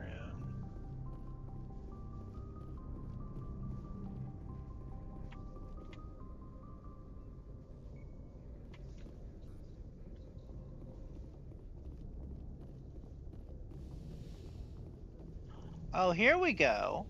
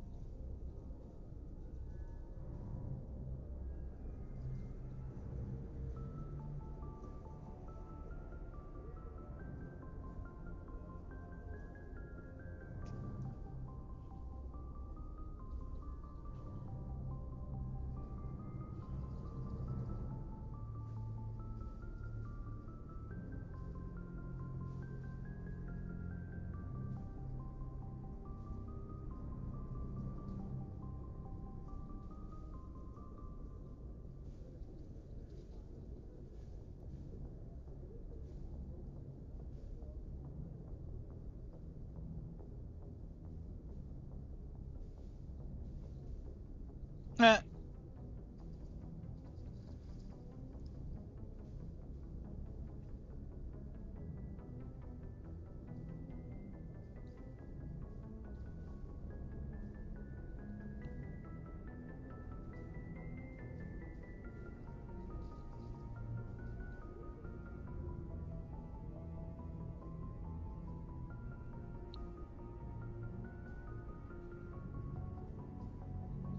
I want to go there.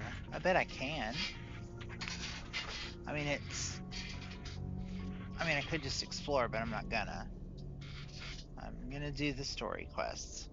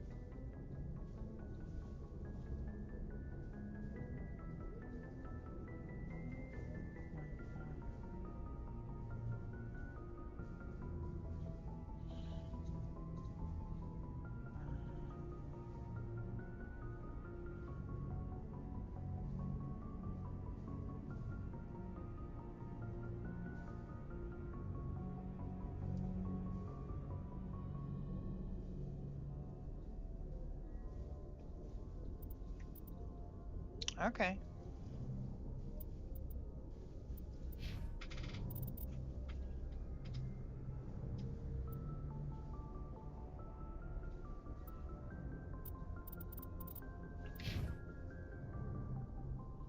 Alright. That's cool. But literally, where the fuck are the bunks? Or they're just not bunks? Nobody bunks on this ship?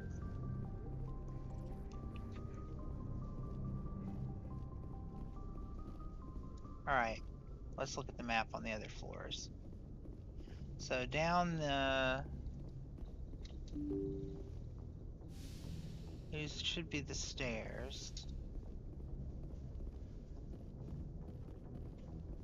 Which go to the same place. This is... what? Map time. Oh! Sleeping pods. Is that what I found? Oh. Oh, that sucks. Oh, captain's office. Let's go to the captain's office, please.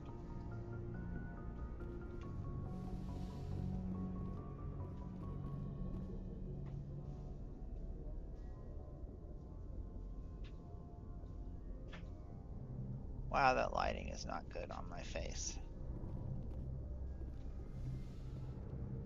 So this is my space. Oh, look at that. How comfortable that looks. But whatever.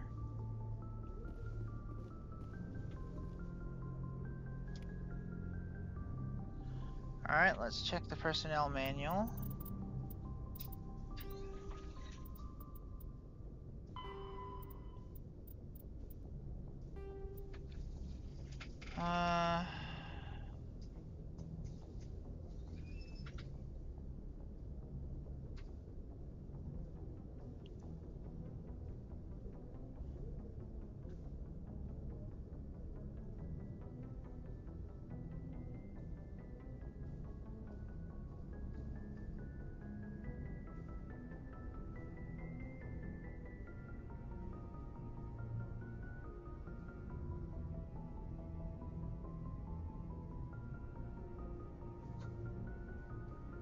Okay.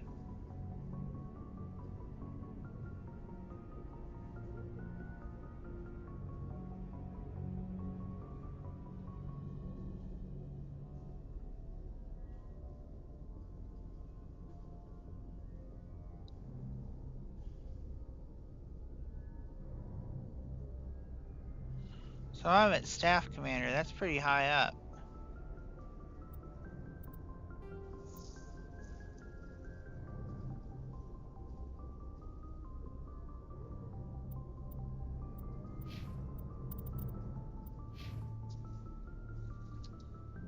Okay.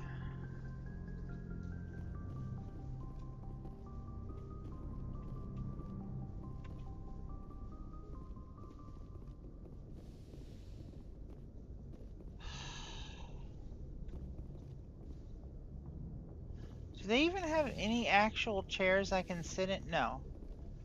No role-playing, relaxing in my office. Okay. So this that I went down, this was literally, this is the bunk. So these are... Is there anyone in them? Anyone sleeping, or was that just too creepy? Sleeping pods.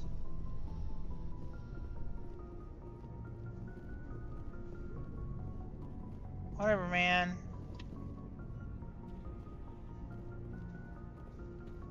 Alright. Lab and storage. Can I get more grenades there? I got more... Yes, Commander? Is there something you need?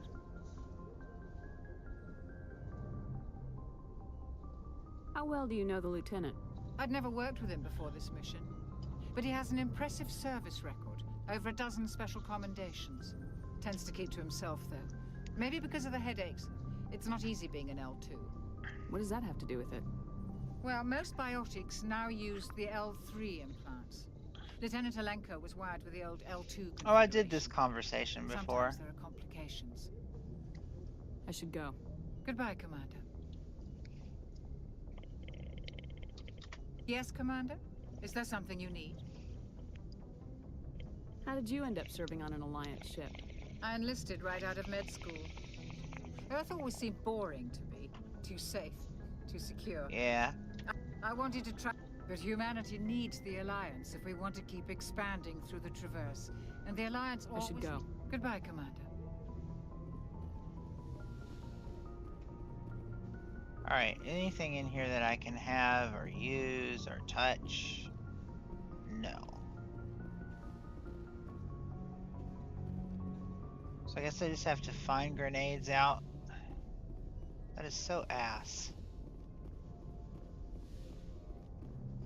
I'm not going back through the mass relays just to buy grenades from the dude. Alright, so that's that. What if I go down here?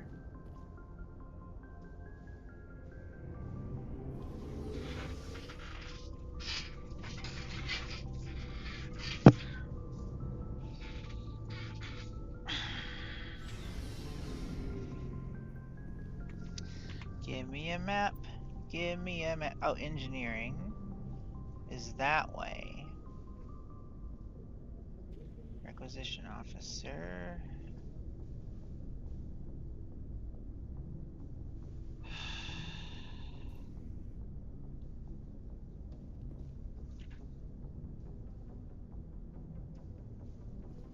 So this is just it's a ramp down to engineering. Okay.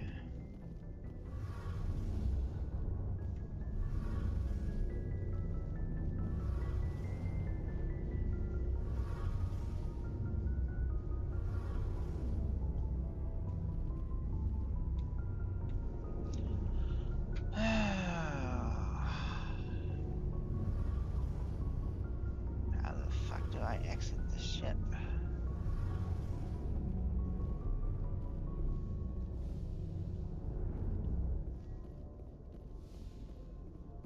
I guess, do I have to pick something? Oh, maybe I never sent the ship towards the place.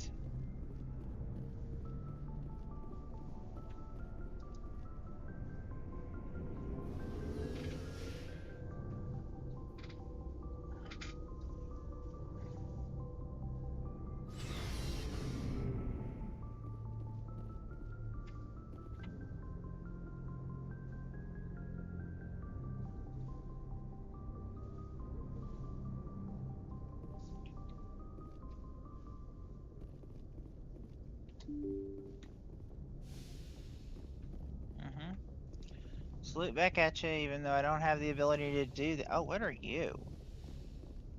Oh, communication room. You. Show me where we are.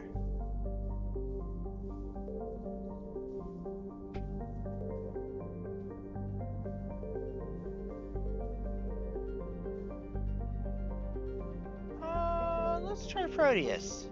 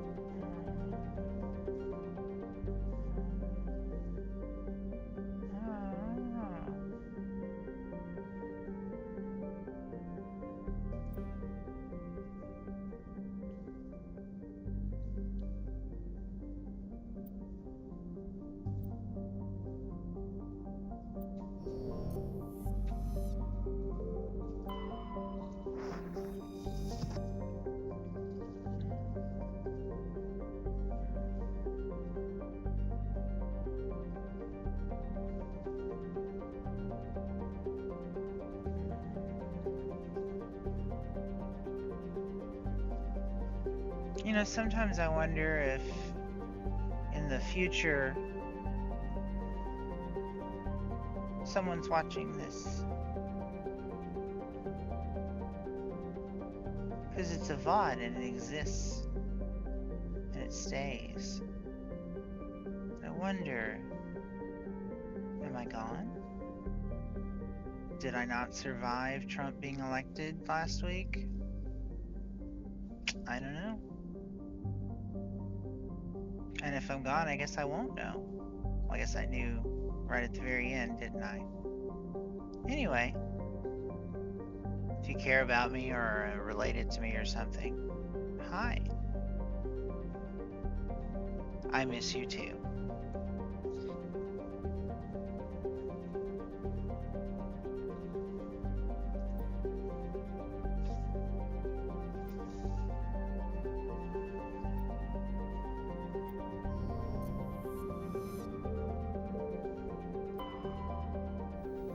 Nausicaa.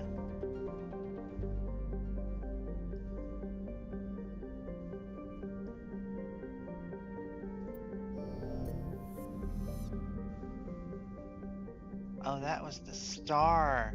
Athens was the star. That's why it's a cluster. Okay. So I did Circe, Nausicaa, Salamis.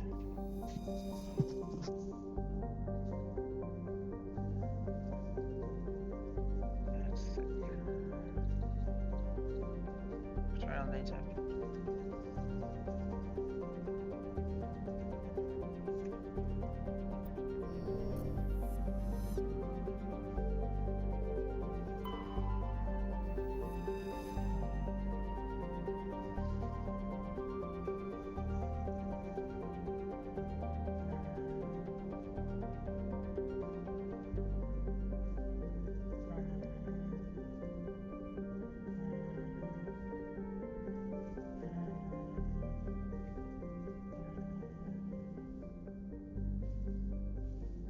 $275-year orbital rotation, 47-hour day.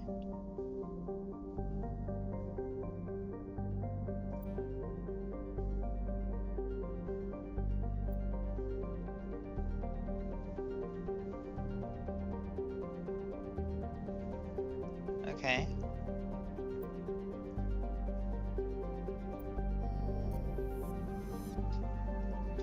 Is surveying like mining, I guess? I did Salamis, I did Nausicaa, Proteus, Circe. Okay.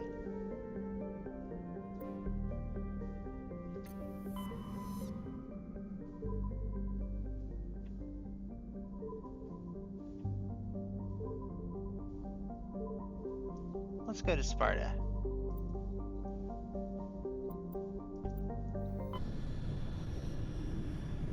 Oh, that is cool looking.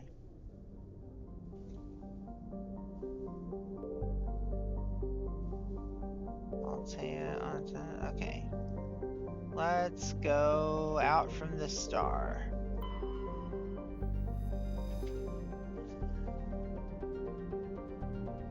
Uh-huh.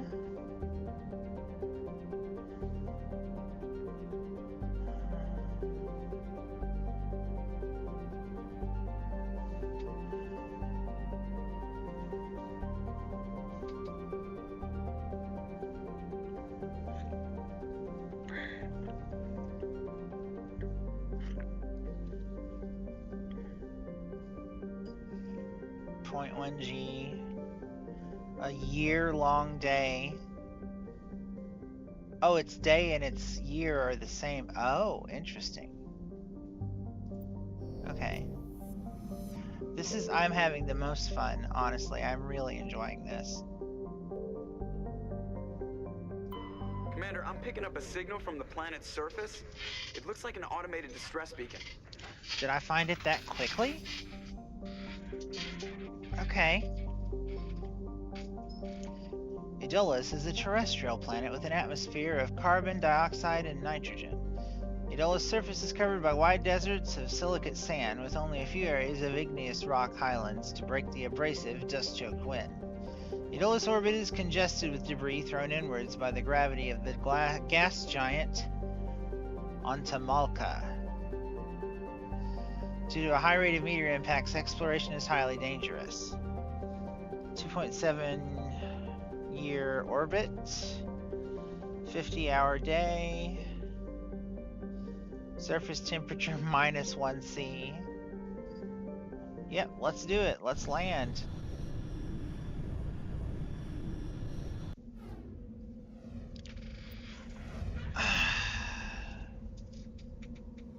Yeah. Obviously, I'm taking my girl Tally. And who did I want? Did I want Ashley or Garrus?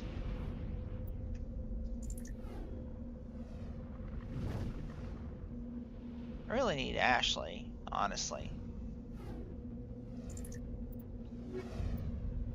I need to start learning to use her like a tank.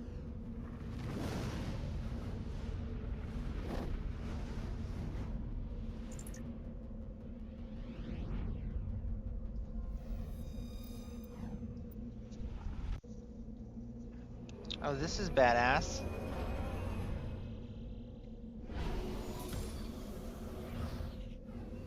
Mass reduction. Perfect. Okay. Oh, I was hitting quick save instead of screenshot. Oh, I'm an idiot. Okay, so what happens if I hit shift on this one? Oh, shit. Okay. Alright.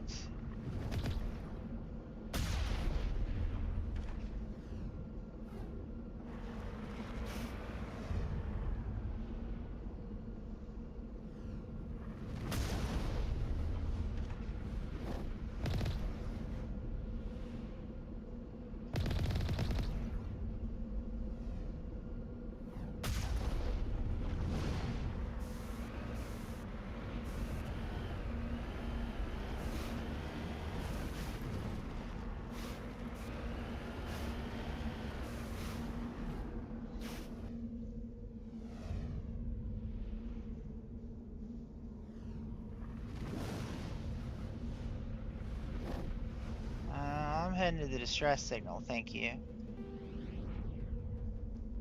That is not the button I wanted.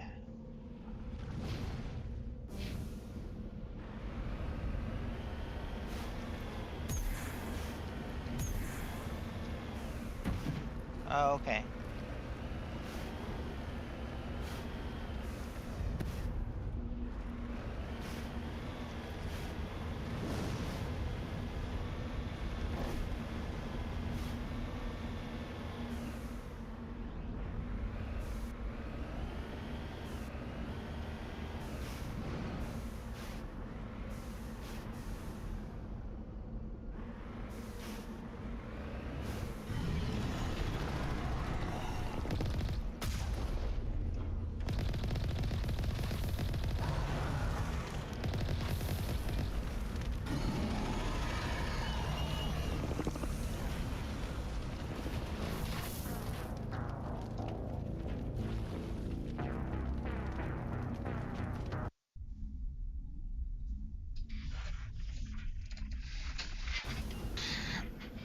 Okay. Not bad, not bad. That's a good save. Well, so...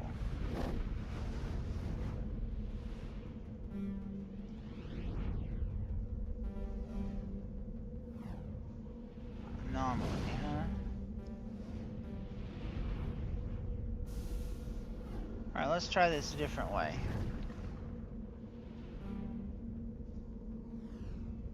Let's approach from this angle.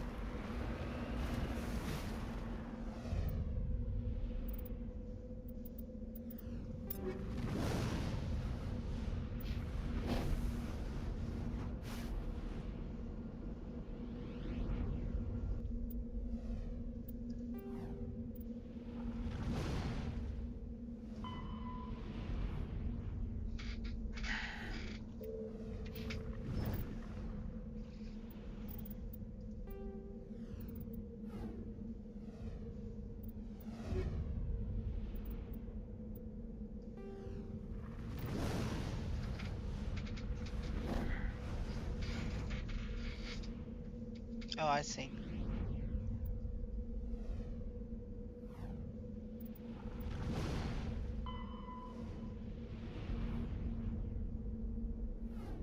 That's cool.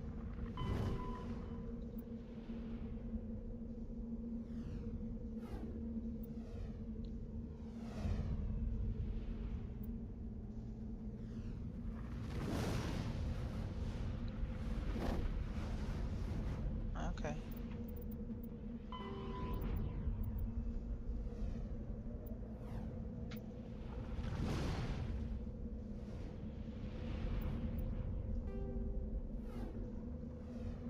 Okay.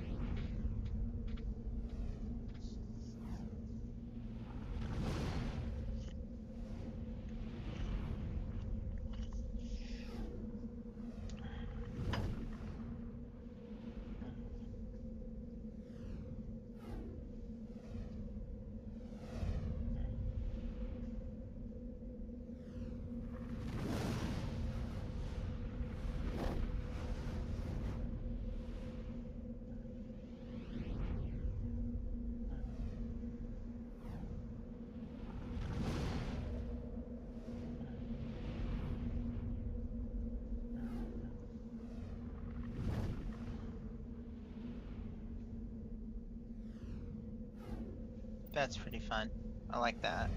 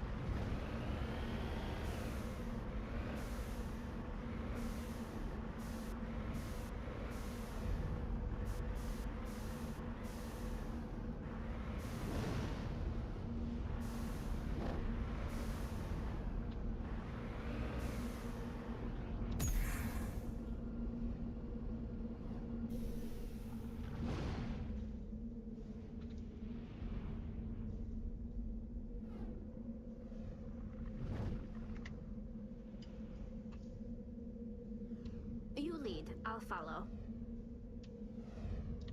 Ready.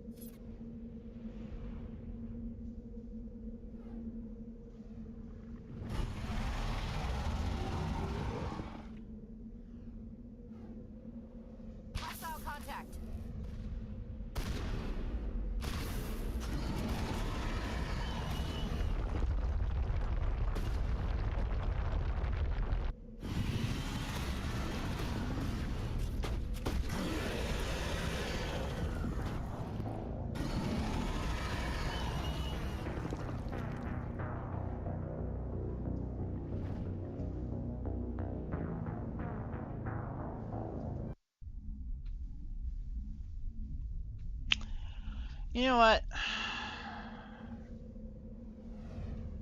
I do not feel like that is going to be successful.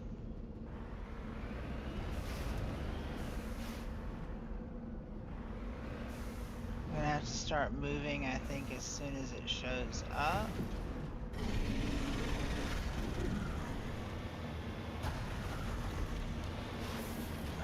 Miss me.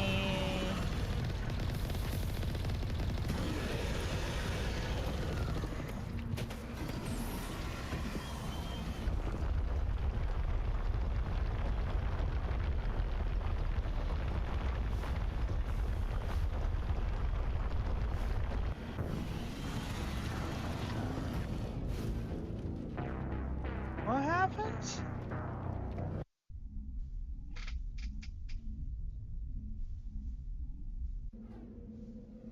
You know what? When in doubt.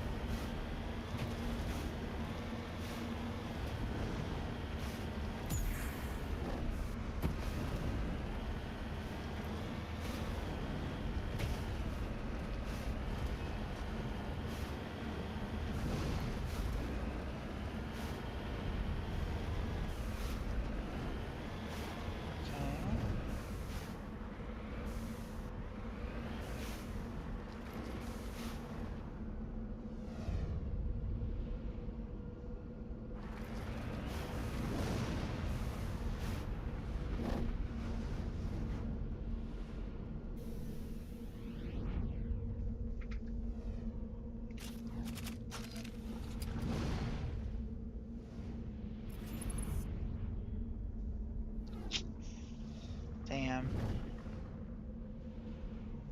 That's unfortunate. Okay.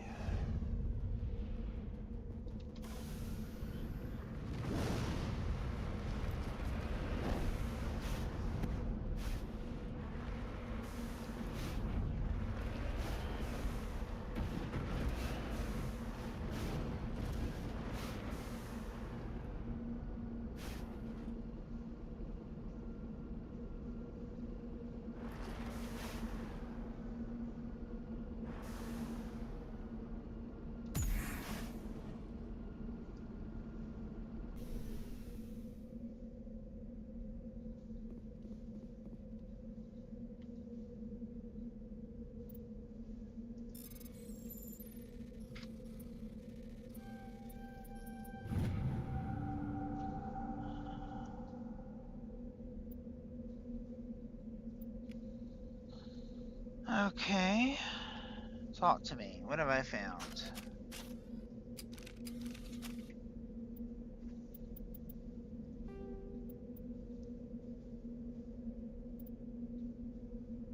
What?